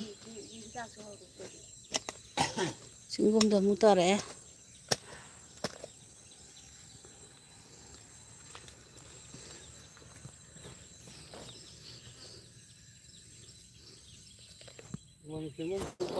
ꯄꯥꯝꯕꯣꯝ ꯅꯥꯕ ꯎꯝ ꯀꯩꯅꯣꯅꯦ ꯇꯧꯔꯤꯁꯦ ꯊꯥꯏꯅ ꯋꯥꯔꯤꯗꯣ ꯌꯨꯝꯗ ꯆꯥꯔ ꯆꯠꯄꯤꯅ ꯍꯥꯏꯕꯗꯣ ꯌꯥꯝ ꯆꯪꯁꯤꯟꯕꯤꯔꯛꯑꯣ ꯆꯤꯡꯒꯨꯝ ꯐꯨꯛꯄ ꯌꯦꯡꯕꯤꯌꯣ ꯑꯣꯗꯔ ꯇꯧꯕꯤꯔꯛꯑꯣ ꯑꯣꯗꯔꯁꯨ ꯇꯧꯕꯤꯔꯛꯑꯣ ꯉꯁꯤꯁꯦ ꯆꯦꯡꯒꯨꯝꯁꯤ ꯊꯨꯝꯃꯨꯛ ꯑꯃ ꯊꯜꯂꯦꯀꯣ ꯇꯨ ꯁꯣꯝꯗꯁꯨ ꯀꯟꯅ ꯐꯨꯛꯄ ꯍꯣꯠꯅꯔꯤ ꯁꯣꯝꯗꯁꯨ ꯃꯊꯛꯇ ꯇꯥꯡꯈꯠꯂꯣ ꯑꯃꯣ ꯀꯗꯥꯏꯗꯩ ꯂꯤꯛꯂꯤ ꯃꯆꯦꯠ ꯑꯩꯗꯤ ꯄꯪꯀꯤꯗꯤ ꯂꯤꯛꯂꯤ ꯃꯆꯦꯠꯀꯨꯝꯕ ꯌꯣꯄꯤꯒꯨꯝꯕ ꯇꯔꯥꯒꯨꯝꯕꯁꯦ ꯈꯣꯡ ꯈꯨꯠꯇ ꯊꯤꯟꯕꯗꯩ ꯁꯤꯗ ꯃꯆꯥ ꯑꯃ ꯂꯩꯔꯝꯃꯤ ꯎꯍꯧꯗ꯭ꯔꯦ ꯃꯆꯥꯁꯨ ꯃꯁꯜ ꯆꯣꯡꯈꯠꯂꯛꯑꯦ ꯁꯣꯟꯊꯈ꯭ꯔꯦ ꯁꯣꯝꯗ ꯆꯤꯡꯒꯨꯝ ꯇꯧꯕꯗ ꯌꯦꯟ ꯀꯧꯕꯩ ꯇꯥꯏꯞꯇ ꯂꯩꯔꯝꯃꯤꯗꯅ ꯎꯗ꯭ꯔꯦꯅꯦ ꯑꯁ ꯑꯩꯁꯨ ꯀꯣꯛ ꯉꯥꯎꯁꯜꯂꯛꯑꯦꯗ ꯅꯣꯏ ꯀꯔꯥꯗ ꯀꯥꯞꯇꯣꯏꯅꯣ ꯃꯊꯛꯇ ꯂꯩꯔꯝꯃꯤ ꯃꯊꯛꯇ ꯂꯩꯗꯤ ꯃꯕꯥꯏꯁꯨ ꯎꯔꯦ ꯏꯕꯨꯡꯉꯣꯁꯨ ꯎꯔꯦ ꯀꯩꯅꯣ ꯑꯩ ꯀꯦꯃꯦꯔꯥ ꯀꯥꯞꯄꯒꯤ ꯆꯥꯛ ꯂꯣꯝꯖꯜꯂꯛꯑꯦ ꯃꯣꯏ ꯀꯩꯅꯣꯁꯨ ꯀꯔꯤꯕ ꯑꯆꯥ ꯑꯊꯛꯁꯨ ꯀꯔꯤꯃꯧ ꯂꯥꯡꯗꯕ ꯃꯥꯜꯂꯦ ꯀꯦꯃꯦꯔꯥꯗꯤ ꯀꯧꯋꯦ ꯑꯃ ꯁꯦ ꯅꯪ ꯈꯔ ꯌꯦꯡꯉ ꯇꯧꯅꯦ ꯑꯩꯅ ꯁꯣꯏꯈ꯭ꯔꯗꯤ ꯍꯟ ꯌꯥꯗꯕꯅꯤꯅꯦ ꯁꯦ ꯃꯤ ꯀꯩꯅꯣ ꯂꯥꯛꯑꯦ ꯃꯌꯥꯝ ꯏꯆꯥꯅꯨꯄꯥ ꯍꯜꯍꯜꯂꯛꯀꯦꯀꯣ ꯑꯩꯗꯤ ꯀꯩꯅꯣ ꯇꯧꯗꯦ ꯀꯌꯥꯔꯦꯅ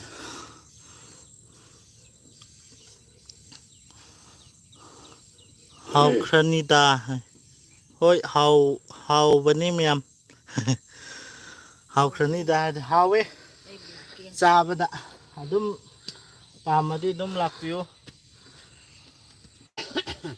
ꯀꯩꯅꯣ ꯇꯧꯔꯤꯁꯤꯕꯨ ꯑꯃꯨꯛ ꯇꯨꯍꯟꯈ꯭ꯔꯦ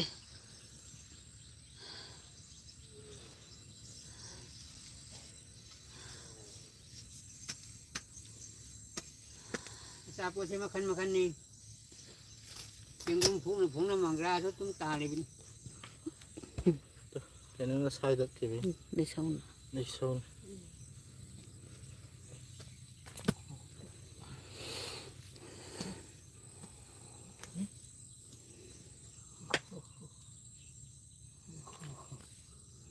ꯁꯣꯝꯗ ꯁꯀꯠꯂꯛꯀꯗꯧꯔꯦ ꯇꯨ ꯀꯠꯂꯛꯑꯦ ꯁꯣꯝꯗꯁꯨ ꯃꯜꯂꯦ ꯁꯣꯝꯗꯁꯨ ꯃꯜꯂꯦ ꯂꯩꯈꯣꯝꯅꯤꯀꯣ ꯃꯣꯏ ꯃꯜꯂꯤꯁꯤꯗꯤ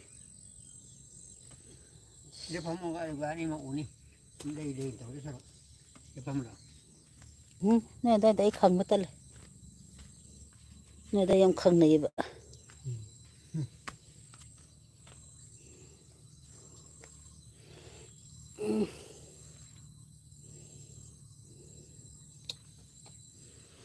ꯈꯪꯅ ꯈꯪꯅ ꯈꯪꯍꯧꯗꯦ ꯍꯧꯈ꯭ꯔꯦ ꯃꯇꯝꯁꯦ ꯄꯩꯁꯥ ꯌꯥꯎꯗꯦ ꯏꯄꯥꯅ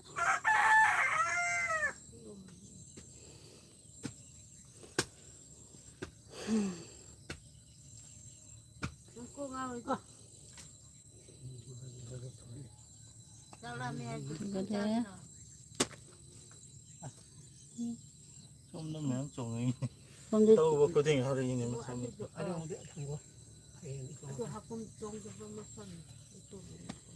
ꯆꯣꯡꯉꯦꯍꯦ ꯌꯧꯋꯦ ꯊꯨꯏ ꯃꯈꯣꯡ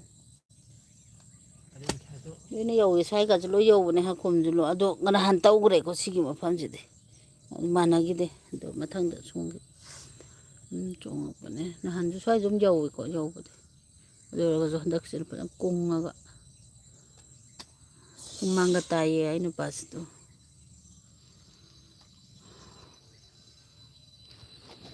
ꯏꯆꯥꯅꯨꯄꯥ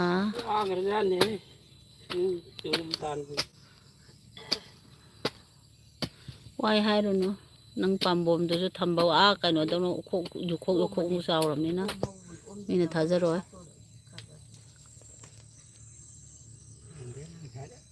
ꯃꯥꯡꯗ ꯇꯥꯔꯕꯅꯦ ꯋꯥꯕ ꯂꯣꯏ ꯂꯩꯕꯥꯛ ꯇꯧꯔꯝꯃꯤꯅ ꯄꯤꯛꯑꯦꯀꯣ ꯑꯁꯤꯅ ꯄꯤꯛꯄ ꯍꯧꯒꯠꯂꯛꯇ ꯉꯥꯏꯔꯤꯕꯅꯦꯕ ꯍꯣꯏ ꯊꯝꯕꯥꯜ ꯑꯄꯣꯝꯕꯩ ꯇꯥꯏꯞꯇ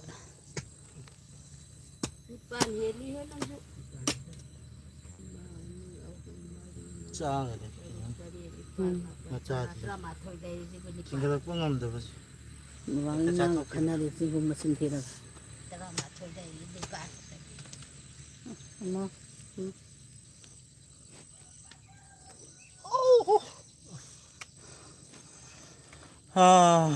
ꯀꯦꯖꯦ ꯃꯦꯈꯝ ꯑꯁꯤ ꯌꯣꯜꯂꯗꯤ ꯄꯩꯁꯥ ꯃꯌꯥꯝ ꯄꯥꯏꯔꯅꯤꯀꯣ ꯑꯥꯎ ꯌꯨꯝꯒꯁꯦ ꯗꯣꯂꯥꯟ ꯁꯥꯔꯅꯤ ꯃꯌꯥꯝ ꯉꯁꯤ ꯆꯤꯡꯒꯨꯝꯁꯦ ꯌꯣꯜꯂꯒ ꯑꯩ ꯁꯥꯠ ꯍꯩꯒꯦꯅ ꯈꯟꯖꯔꯤ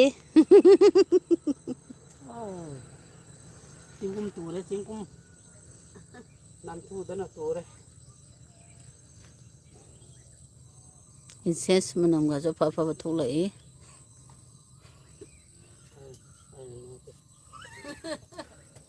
ꯃꯤꯅ ꯀꯩ ꯃꯅꯝꯅꯣ ꯈꯟꯈꯤꯅꯤ ꯃꯤ ꯑꯃꯨꯛ ꯂꯥꯛꯑꯗꯤ ꯃꯌꯥꯝ ꯆꯪꯁꯤꯟꯕꯤꯔꯛꯑꯣ ꯃꯌꯥꯝ ꯃꯥꯏ ꯃꯊꯤ ꯑꯁ ꯑꯩꯈꯣꯏ ꯈꯝꯕꯗꯣ ꯄꯥꯏꯔꯛꯄꯁꯨ ꯌꯥꯏꯅꯦ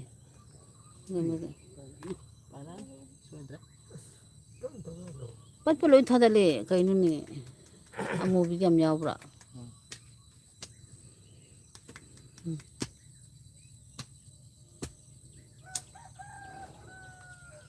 ꯑꯃꯨꯕꯤ ꯑꯃꯨꯕꯤ ꯂꯥ ꯂꯥ ꯂꯥ ꯑꯃꯨꯕꯤ ꯂꯥ ꯂꯥ ꯂꯥ ꯃꯌꯥꯝ ꯆꯤꯡꯒꯨꯝ ꯄꯥꯝꯕꯗꯤ ꯃꯤ ꯐꯖꯅ ꯉꯥꯛꯄꯤꯌꯣ ꯊꯦꯛꯀꯠꯂꯀꯥꯟꯗ ꯂꯥꯛꯑꯣꯏꯕ ꯇꯠꯈ꯭ꯔꯀꯥꯟꯗ ꯁꯦ ꯁꯦ ꯊꯠꯂꯛꯀꯅꯤ ꯑꯗꯨ ꯎꯁꯤꯠꯇꯕ ꯀꯧꯋꯦꯕ ꯆꯦꯡꯒꯨꯝꯗꯣ ꯆꯦꯡꯒꯨꯝꯗꯣ ꯁꯛ ꯈꯔ ꯀꯥꯛꯄ ꯍꯥꯏꯇꯥꯔꯦ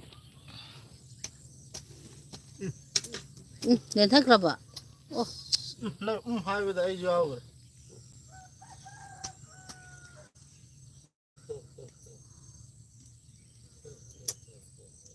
ꯑꯩ ꯖꯒꯥ ꯌꯧꯔꯛꯄꯁꯦ ꯄꯨꯡꯇꯠ ꯇꯠꯂꯦ ꯑꯃꯨꯕꯤ ꯉꯥꯛꯇꯅꯤ ꯂꯥꯛꯄꯤꯌꯨ ꯅꯤꯂꯥꯝ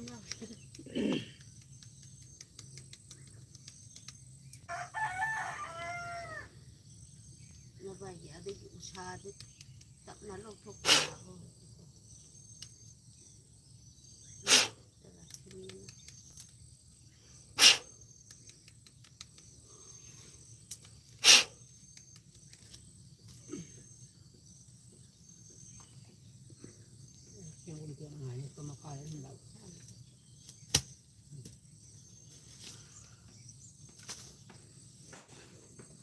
ꯍꯥꯏꯕ ꯏꯟꯕ ꯌꯥꯏꯗꯨꯗꯤ ꯃꯥꯅꯦ ꯏꯃꯥꯛ ꯅꯨꯄꯥ ꯍꯥꯏꯕ ꯌꯥꯅꯤ ꯌꯥ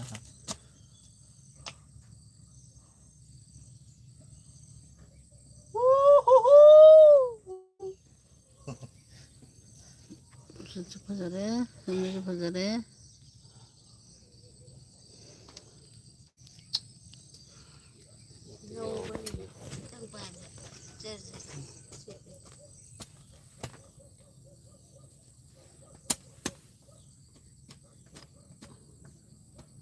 Amo, sayro, jukirom tim. Chef.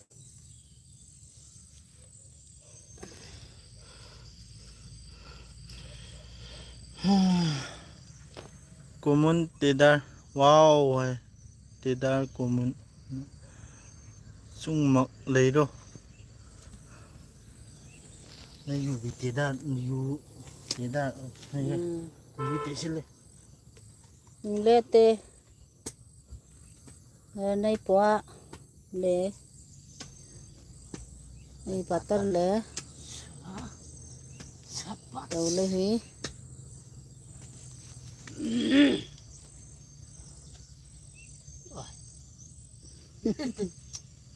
Nay patar.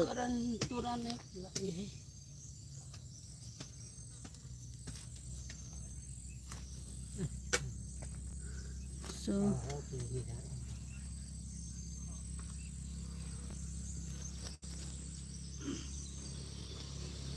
Singum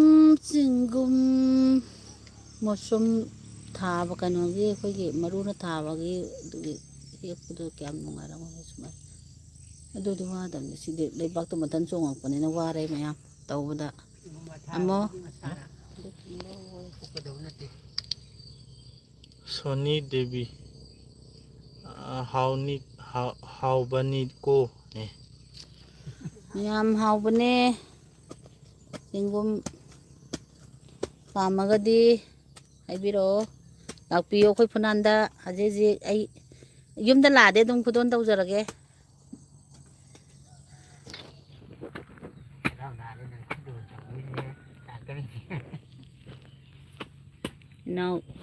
now oidera cha oidera now cha ai tare ka kana tawdabanina do cha nupi harasu yare now fazare chaje yumda lade dum pire kaino amo Sony hujikiden. kawachin Hi heaven. Hi Janpi Sony hi singum chache chaminase lao nanda koiro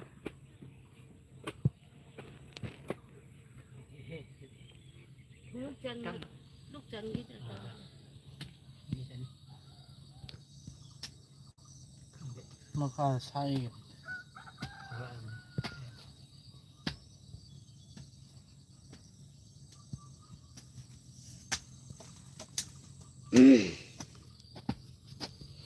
Tunda setau ko Iloi chala ko daw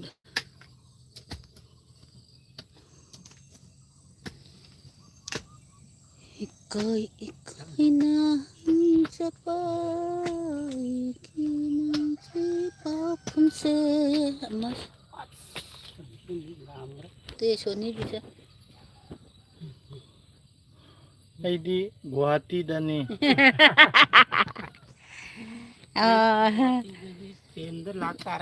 Guwahati lairagadi chanupi kara kano tawre doisu phone do thajaraagi na mana hauna charo mathang manipur tholakpada nongmai hai tare ne ko ningjing biro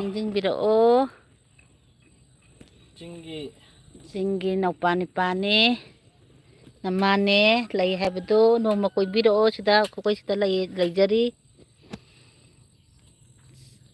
Chabula adi hara hara oksage noma koi biro kai lamdai noi chajibo Guwahati dai dum oibra kai lamdagi lai kai kari tawraga lai baino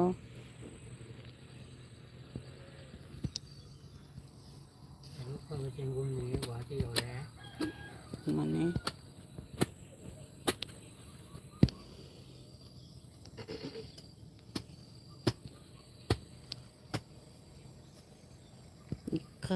ꯏꯀꯥꯏꯅ ꯊꯥꯖꯕ ꯍꯥꯏꯇꯥꯔꯦꯅꯦ ꯁꯤꯗꯤ ꯑꯩꯁ ꯑꯁꯣꯝꯗ ꯁꯥꯡꯕ ꯄꯨꯈꯠꯂꯛꯑꯦ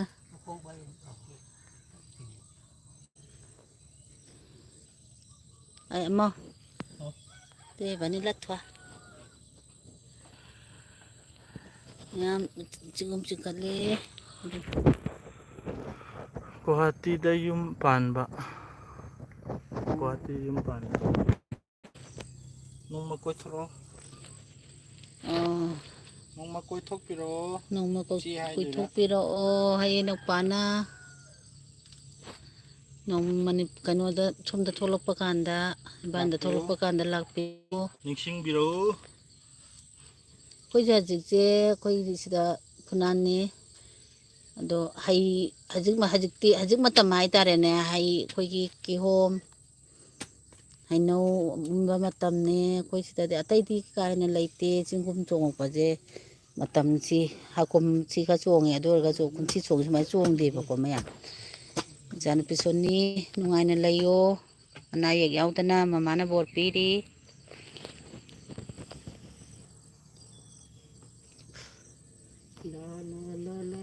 ꯅꯣꯡꯃ ꯃꯅꯤꯄꯨꯔ ꯏꯝꯐꯥꯜꯗ ꯊꯣꯛꯂꯛꯄ ꯃꯇꯝꯗ ꯑꯗꯨꯝ ꯅꯤꯡꯁꯤꯡꯕꯤꯔꯛꯑꯣ ꯀꯣꯏꯊꯣꯛꯄꯤꯔꯛꯑꯣ ꯐꯨꯅꯥꯟ ꯅꯤꯡꯊꯧ ꯌꯥꯝ ꯅꯨꯡꯉꯥꯏꯕꯅꯦ ꯐꯨꯅꯥꯟ ꯅꯤꯡꯊꯧꯒꯤ ꯈꯨꯕꯝꯅꯤ ꯑꯩꯈꯣꯏ ꯂꯩꯔꯤꯁꯦ ꯏꯁ ꯑꯃꯨꯛ ꯑꯩ ꯍꯤꯡꯊꯣꯛ ꯀꯔꯤ ꯂꯝꯗꯅꯣ ꯁꯤꯕꯨ ꯍꯧꯖꯤꯛ ꯍꯥꯏꯔꯤꯗꯤ ꯆꯥꯅ ꯏꯆꯥꯅꯨꯄꯤ ꯁꯣꯅꯤ ꯑꯩꯈꯣꯏꯁꯦ ꯀꯩꯅꯣꯅꯤ ꯐꯨꯅꯥꯟ ꯃꯔꯤꯡ ꯍꯥꯏꯕꯗꯣ ꯋꯥꯏꯊꯧ ꯐꯨꯅꯥꯟ ꯃꯔꯤꯡ ꯍꯥꯏꯕꯅꯤ ꯋꯥꯏꯊꯧ ꯐꯨꯅꯥꯟ ꯃꯔꯤꯡ ꯑꯗꯣ ꯑꯩꯈꯣꯏꯒꯤ ꯋꯥꯏꯊꯧ ꯐꯨꯅꯥꯟ ꯃꯔꯤꯡ ꯍꯥꯏꯁꯦ ꯐꯨꯅꯥꯟ ꯅꯤꯡꯊꯧ ꯇꯦꯜꯍꯩꯕ ꯍꯥꯏꯅ ꯑꯩꯈꯣꯏꯒꯤ ꯀꯩꯅꯣꯗꯒ ꯑꯗꯨꯝ ꯌꯥꯎꯕꯅꯦ ꯃꯩꯇꯩꯒꯤ ꯂꯥꯏꯔꯤꯛꯇꯁꯨ ꯃꯣꯟꯊꯛ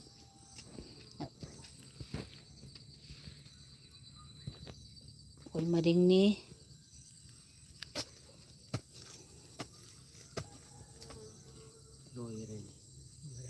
ꯂꯣꯏꯔꯕ ꯁꯤꯗ ꯑꯍꯨꯝꯈꯛ ꯉꯥꯏꯔꯦ ꯃꯣꯏ ꯁꯣꯝꯒꯤꯗꯤ ꯐꯅꯌꯥꯝ ꯂꯩꯔꯤ ꯄꯣꯠꯇꯣ ꯏꯆꯥꯅꯨꯄꯥ ꯇꯧꯕꯒꯤꯗꯤ ꯃꯄꯥꯟ ꯇꯧꯕꯒꯤꯁꯤꯗꯤ ꯂꯣꯏꯁꯤꯟꯈ꯭ꯔꯦ ꯑꯍꯨꯝ ꯂꯩꯔꯦ ꯏꯆꯦꯅꯄꯨꯒ ꯅꯕꯦꯟ ꯃꯣꯏꯅ ꯚꯥꯕꯣꯛ ꯑꯣꯏꯔꯤꯅꯦ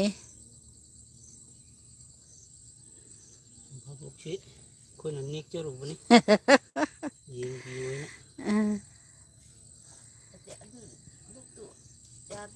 ꯅꯨꯄꯥ ꯅꯨꯄꯥꯒꯤ ꯅꯦꯟꯁꯤꯕꯨ ꯅꯨꯡꯁꯤꯕꯤꯌꯨ ꯃꯌꯥꯝꯗ ꯁꯤꯌꯥꯔ ꯂꯥꯏꯛ ꯇꯧꯕꯤꯌꯨ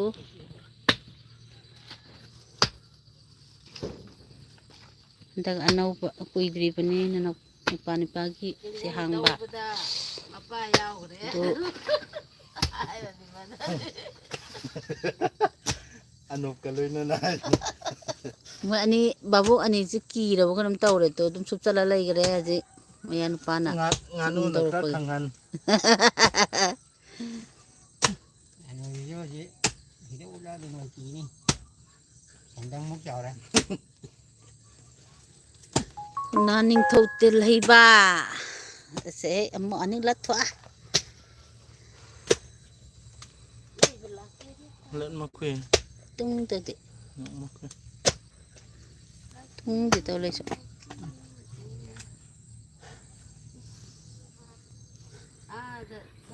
ꯋꯥꯔꯦ ꯇꯨ ꯅꯨꯄꯥꯁꯦ ꯍꯨꯃꯥꯡ ꯑꯣꯔꯣ ꯇꯥꯔꯦ ꯆꯤꯡꯒꯨꯝ ꯇꯧꯕꯗ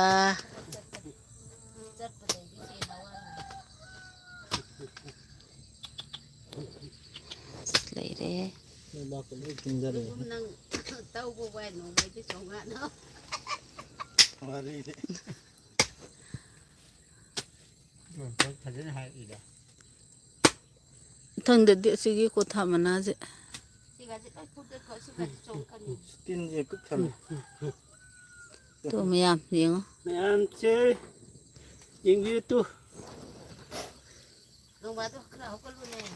ꯌꯥꯅꯤ ꯌꯥꯅꯤ ꯌꯥꯅꯤ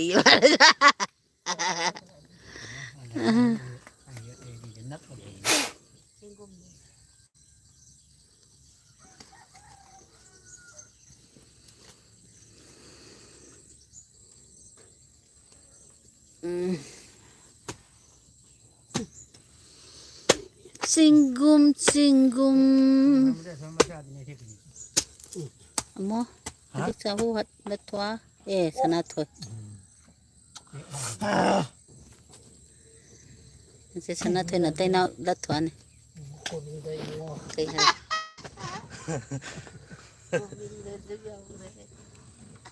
Nice. Very nice. How nice ấy đó lại.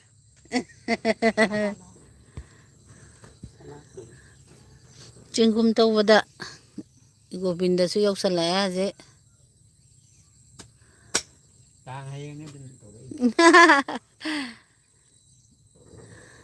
ado hayeng kangsida yongen tawne ado yala yadre pai leitre Sri Govinda na chanbidre haidune hayeng di kangje yongen taw yadre ngasi yondore si miyam si sa yadamina kara yondaba yade miyam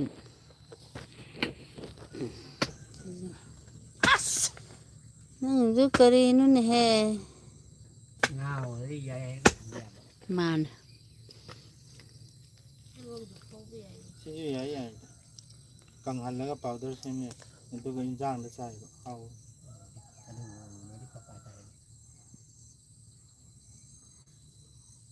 Singgum sana nga dilaw lao tilak ko ding amde law lao na ro may kun sige di tiniloy to mala amani ko me song kedra Mà như đi chuồng cái này.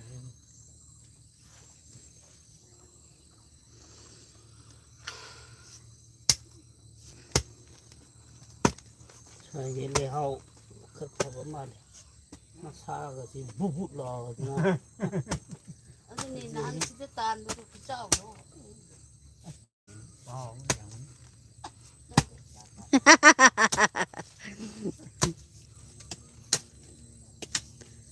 dai di lui tau thura no mo ba tu adu chunga ngai chu lai bu ya ye Thế đó. adu lai chau bu adai do nong kini mamang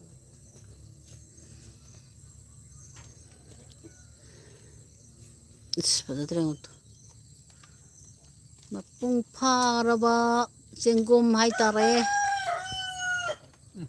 tik tik kalau koi dong no moi pambom zau ris mai no sao ita na to he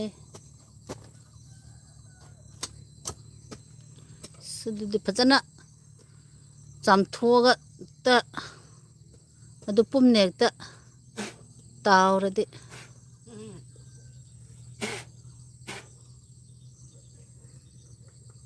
manung ta lei di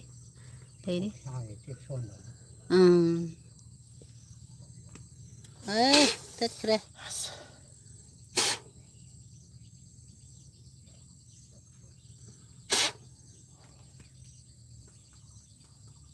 yang tahan bayi yang beda kang si puga janta tre si puga si khang tre marak tani ko pabigi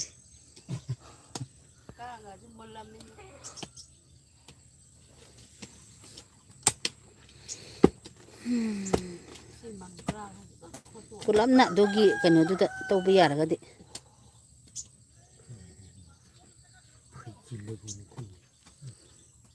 sai tutup lau na pa gi tutup lau jungo kanu nang du chui dali do pamudra Có nó tích cái bên. Tích tới cái đây làm được tích.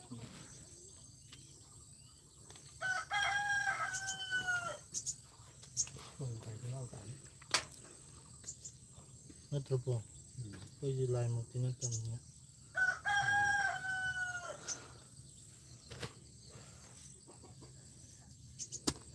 Lại rồi đấy khi cái tao tới chỗ thôi rồi à đi cam bên phải rồi kanu nang du tau gi du lei di ba ini ꯈꯨꯝꯖꯜꯂꯨꯕ ꯑꯗꯣ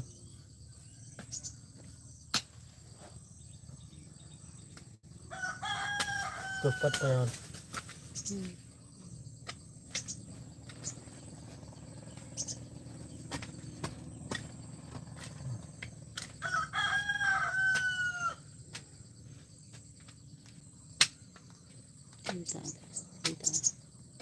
ꯕꯣꯜꯅ ꯄꯥꯏꯗꯤ ꯂꯣꯏꯔꯦꯅꯦ ꯅꯪ ꯐꯦꯟꯗ ꯇꯧꯍꯧ ꯇꯥꯔꯦ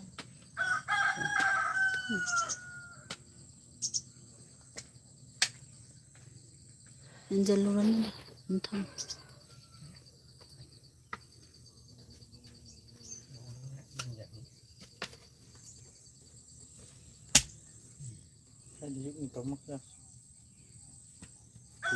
ꯌꯥꯎꯈꯤꯕꯅꯤ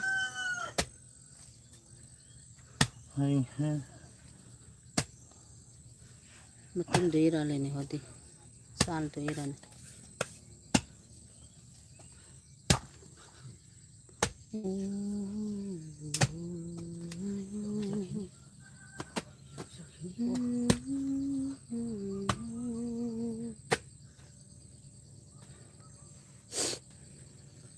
ꯅꯪꯒꯤꯗꯣ ꯇꯠꯇꯧꯔ ꯃꯥꯜꯂꯦꯕ ꯄꯦꯗꯦ ꯂꯥꯎꯔꯦ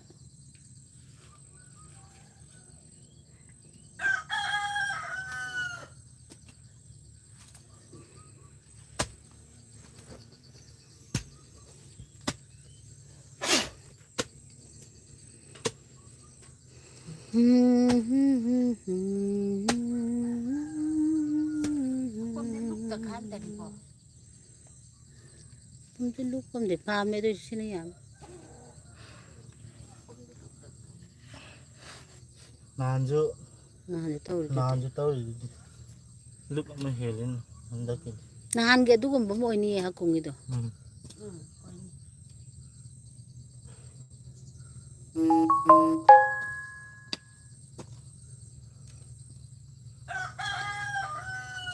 ꯍꯣꯏ ꯊꯤꯕꯗꯤ ꯃꯦꯁꯦꯖꯇꯤ ꯄꯤꯗꯧ ꯃꯥꯜꯂꯦ ꯇꯨꯠꯇꯤ ꯇꯧꯂꯦ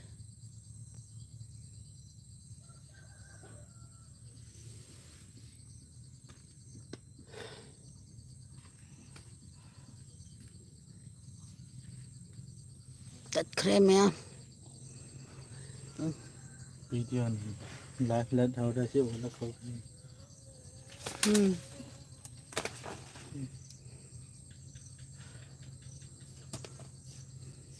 ꯈꯣꯡꯗꯒ ꯇꯧꯒꯅꯤ ꯉꯁꯥꯏ ꯇꯠꯈꯤꯕꯗꯨꯅꯤ ꯃꯁꯛ ꯈꯔ ꯂꯩꯔꯤꯗꯣ ꯌꯥꯝ ꯇꯧꯕ ꯂꯣꯏꯗꯧꯔꯦ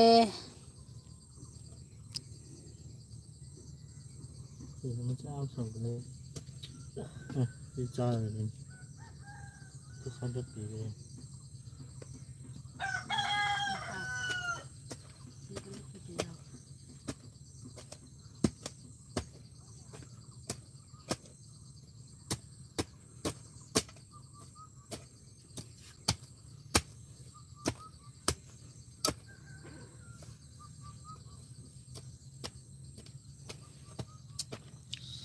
मैम ले रहे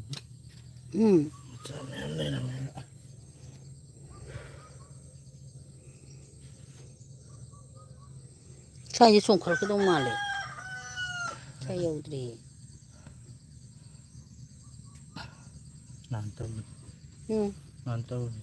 ꯃꯣꯏꯅ ꯑꯃꯅꯤ ꯈꯛꯅꯤꯅꯦ ꯁ꯭ꯋꯥꯏ ꯃꯄꯥꯁꯤ ꯌꯧꯗ꯭ꯔꯤꯗꯅ ꯅꯣꯏꯗ ꯊꯝꯃꯝꯃꯣ ꯑꯗꯣ ꯑꯩ ꯇꯧꯔꯒ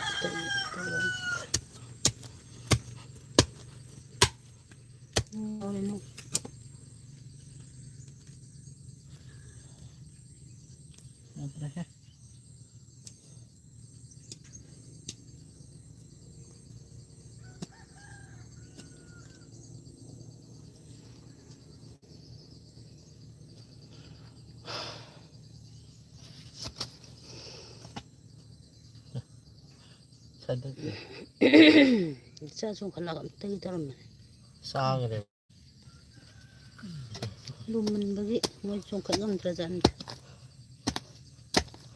ꯆꯠꯂꯣ ꯌꯦꯡꯉꯣ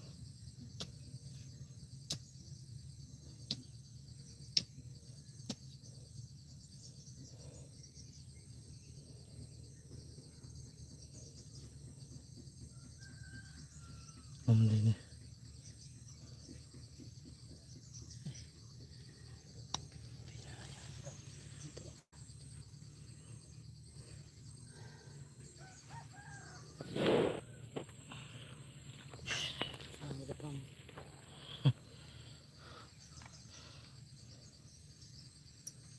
ꯑꯗꯨꯗꯤ ꯆꯠꯂꯣ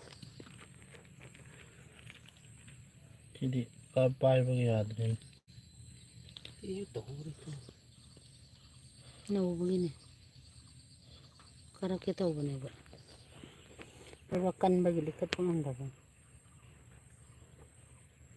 ꯁꯨꯖꯜꯂ ꯂꯩ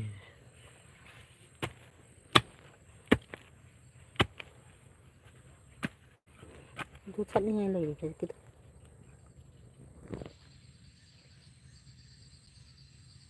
ꯆꯠꯂꯣ ꯆꯠꯂꯣ ꯆꯠꯂꯣ ꯇꯣ ꯁꯥꯡꯗ꯭ꯔꯥ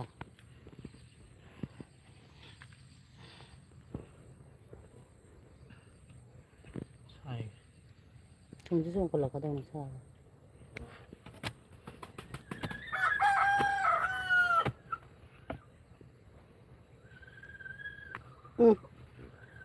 ꯅꯪꯁꯨ ꯃꯈꯥ ꯑꯣꯏꯔꯞ ꯆꯠꯀꯦ ꯍꯥꯏꯗꯤ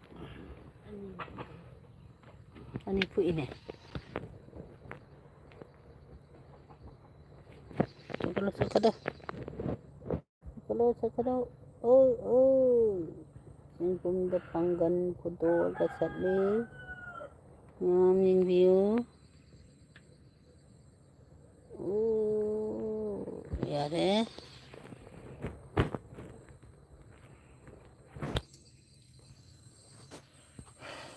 ꯄꯥꯡꯒꯟꯗꯤ ꯆꯦꯡꯒꯨꯝ ꯆꯥ ꯌꯥꯗꯦ ꯃꯨꯂꯥ ꯇꯣꯡꯒꯟꯗꯤ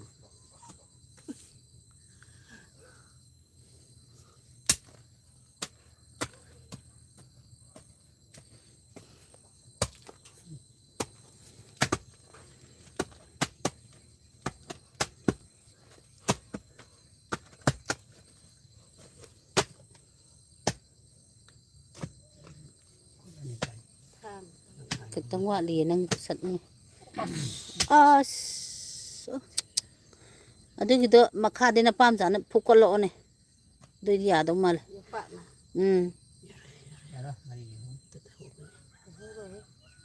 ꯃꯈꯥꯗꯩ ꯐꯨꯀꯠꯂꯛꯄꯕ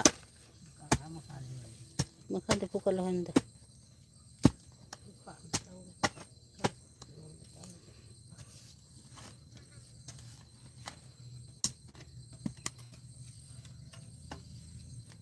ꯃꯈꯥꯗꯤ ꯃꯈꯣꯡ ꯆꯩ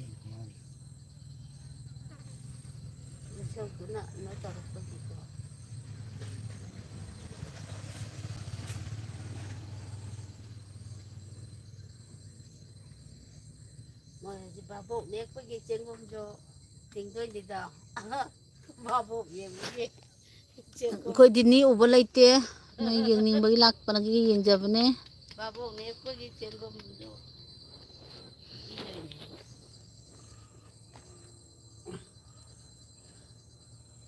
ꯃꯅꯤꯡꯗ ꯑꯃꯨꯛ ꯌꯥꯎꯔꯛꯇꯅ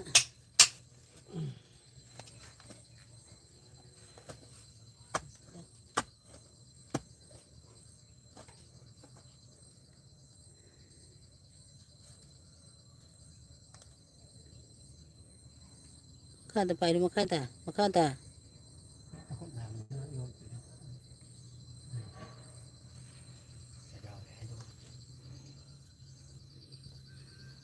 ꯁꯨꯝꯕꯒꯤ ꯂꯩꯁꯧꯗꯨꯗꯤ ꯂꯩꯇ꯭ꯔꯦꯗ ꯃꯣꯏ ꯇꯧꯊꯣꯛꯈ꯭ꯔ ꯃꯥꯜꯂꯦ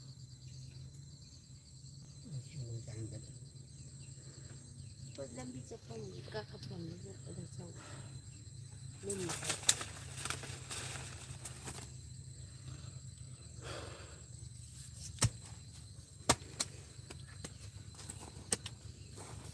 ꯃꯐꯝ ꯑꯅꯤꯗꯪ ꯂꯩꯔꯤ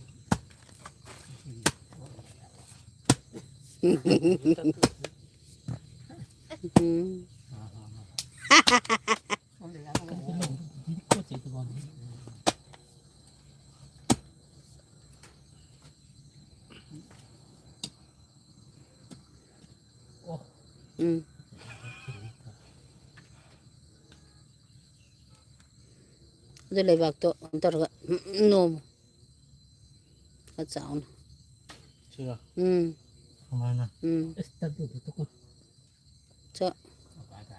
ꯇꯣ ꯑꯩꯅ ꯍꯥꯏꯗ꯭ꯔꯥ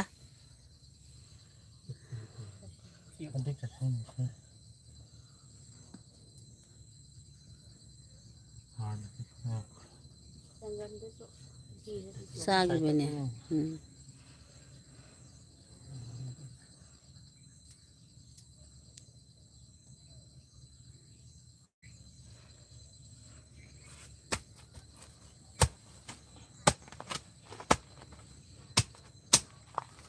ꯈꯨꯠꯇ ꯆꯣꯡꯉꯦ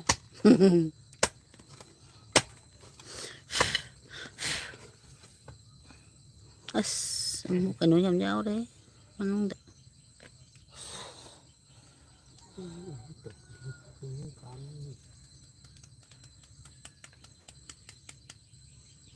ꯇꯥꯡꯈꯤꯕꯗꯤ ꯚꯥꯕꯣꯛ ꯗꯈꯤꯅꯥ ꯐꯪꯉꯦ ꯃꯤꯅ ꯍꯧꯒꯠꯂꯒꯦ ꯃꯪꯒ꯭ꯔꯥ ꯑꯉꯧꯕ ꯐꯪꯉꯦ ꯌꯥꯝꯃꯦ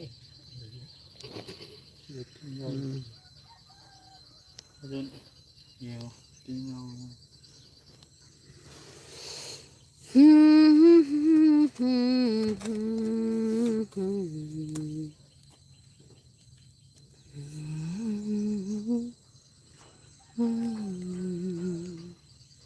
ꯑꯁꯤ ꯑꯃꯨꯛ ꯍꯨꯒꯠꯂꯦ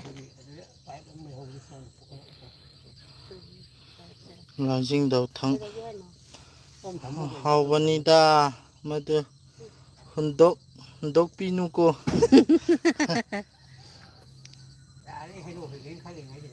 ꯍꯨꯟꯗꯣꯛꯑꯣꯏꯗ ꯖꯕꯣ ꯐꯥꯏꯗꯑꯃꯟ ꯑꯣꯖꯥꯕꯨ ꯅꯅꯦꯝꯅ ꯈꯨꯔꯨꯝꯖꯔꯤ ꯆꯦꯡꯒꯨꯝ ꯆꯥꯁꯤ ꯂꯥꯛꯑꯣ ꯄꯂꯦꯟꯗꯒꯤ ꯉꯥꯛꯇꯪ ꯄꯥꯏꯔꯛꯑꯣ ꯄꯂꯦꯟꯗ ꯂꯩꯌꯦꯗꯥꯏꯅꯦ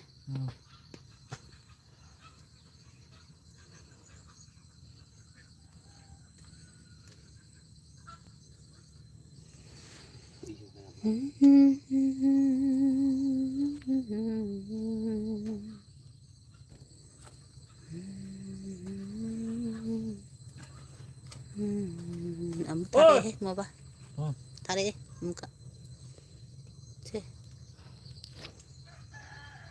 ꯑꯩꯁꯨ ꯊꯥꯒꯦ ꯆꯥꯔꯥ ꯂꯩꯕ꯭ꯔꯣ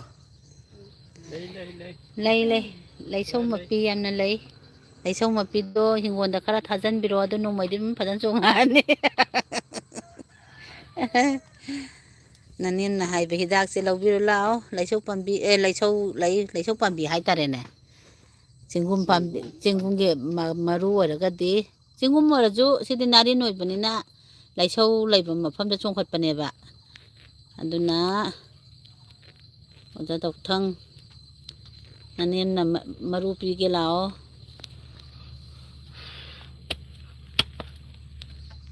ꯑꯩꯁ ꯑꯃꯨꯛ ꯂꯥꯛꯑꯦ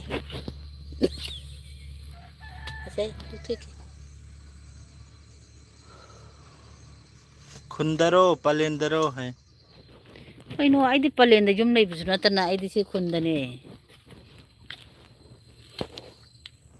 ꯅꯪ ꯄꯂꯦꯟꯗ ꯂꯩꯔꯒꯗꯤ ꯉꯥꯏꯍꯥꯛ ꯂꯦꯡꯕꯤꯔꯛꯑꯣ ꯐꯨꯅꯥꯟꯗ ꯐꯨꯅꯥꯟꯗ ꯂꯦꯡꯕꯤꯔꯛꯎꯅꯦ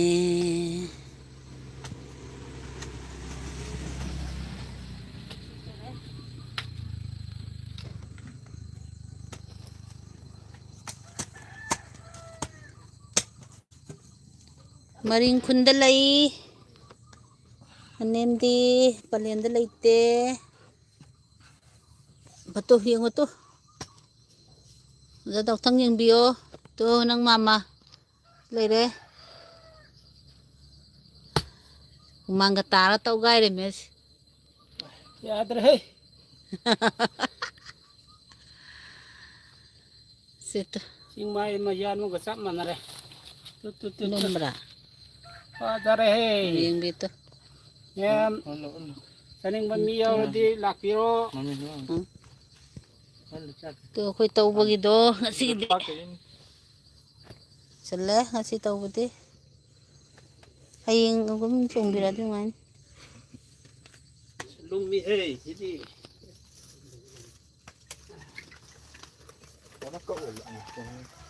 ꯍꯩꯔꯦ Orang kau olah keyapan. ꯅꯥꯟꯕꯒꯤꯅꯦ ꯅꯨꯄꯥ ꯑꯃꯅ ꯄꯨ ꯉꯝꯗ꯭ꯔꯦ ꯆꯦꯡꯒꯨꯝ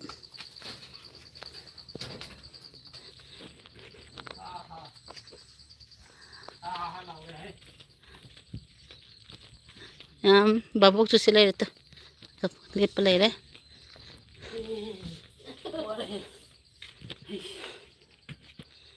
ꯑꯝꯇ ꯆꯤꯡꯒꯨꯝ ꯇꯧꯕꯗ ꯋꯥꯔꯦꯌꯦ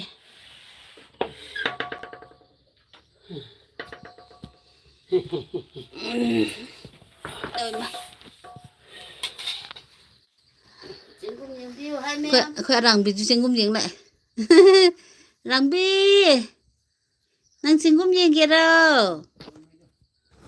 ꯔꯥꯡꯕꯤ ꯑꯃꯨꯖꯥꯎ ꯂꯥ ꯑꯃꯨꯖꯥꯎꯁꯨ ꯂꯥꯛꯑꯦ ꯑꯃꯨꯖꯥꯎꯁꯨ ꯂꯥꯛꯑꯦ ꯃꯣꯏꯗꯤ ꯆꯦꯡꯒꯨꯝ ꯌꯦꯡꯅꯤꯡꯖꯥꯠꯅꯤꯅꯦ ꯏꯆꯥ ꯅꯨꯄꯥꯁꯨ ꯍꯨꯃꯥꯡ ꯇꯩꯊꯣꯛꯑꯦ ꯆꯦꯡꯒꯨꯝ ꯌꯦꯡꯕꯒꯤ ꯋꯥꯔꯦ 이싱 갈아 뽑이라 그럼 와라 이싱 갈아 뽑이라 바보나 그 많은 바보 오이리니까 한니는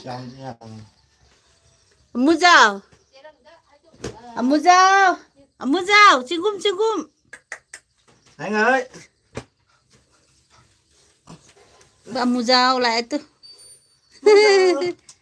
răng bi nè muza nè anh ơi rau bữa lrồi đấy răng bi ga muza ga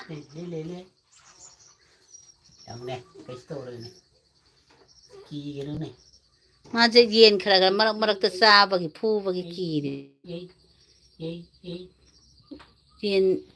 yên nào mà sao cô lại đi mua bán đi đã rau đấy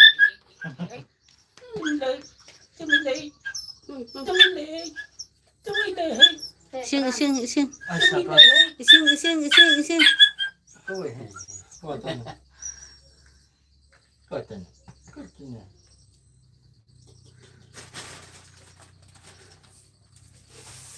그 두목금바 빠마저 어디 떠비러 두목수 사리 거의 자 이모 누피나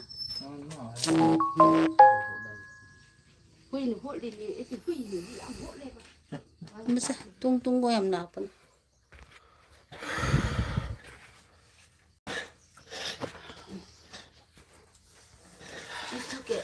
sexy ma'am tha cái nó thùng asi lai tang hai được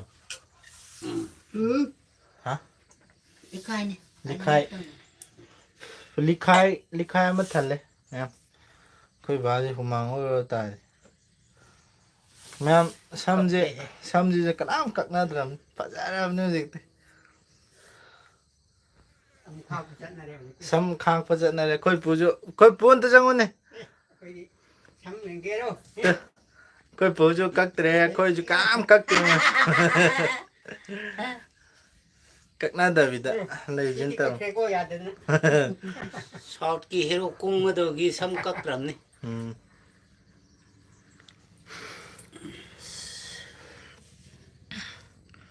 sina kamai tau ba này khơi mà cameraman này chứ cameraman wari men ayuk te horak pun cũng ra số ini pun kita pun nipan mapan ta rồi mi mari kana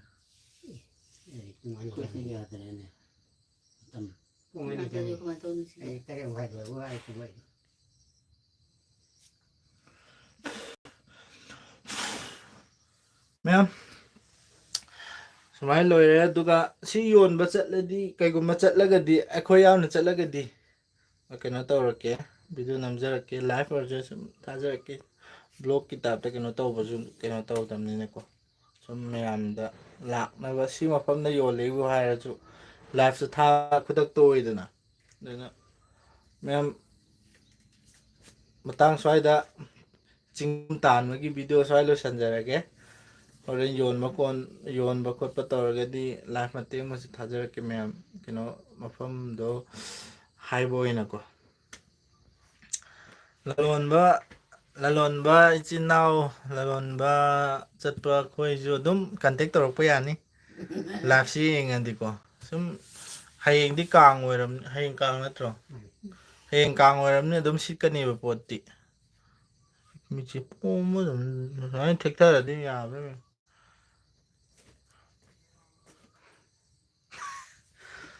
ꯑꯗꯨ ꯃꯌꯥꯝ ꯌꯦꯡꯃꯤꯟꯅꯔꯁꯦ ꯍꯣꯔꯦꯟ ꯀꯥꯏꯗ ꯌꯣꯟꯒꯦ ꯑꯗꯨ ꯃꯌꯥꯝ ꯑꯗꯣ ꯂꯥꯏꯐꯁꯤ ꯃꯇꯥꯡ ꯁ꯭ꯋꯥꯏ ꯂꯣꯏꯁꯤꯟꯖꯔꯒꯦ ꯕꯥꯏ ꯕꯥꯏ ꯍꯥꯏ ꯑꯗꯨꯗꯤ ꯃꯌꯥꯝ ꯍꯣꯔꯦꯟ ꯑꯃꯨꯛ ꯊꯦꯡꯅꯔꯁꯦ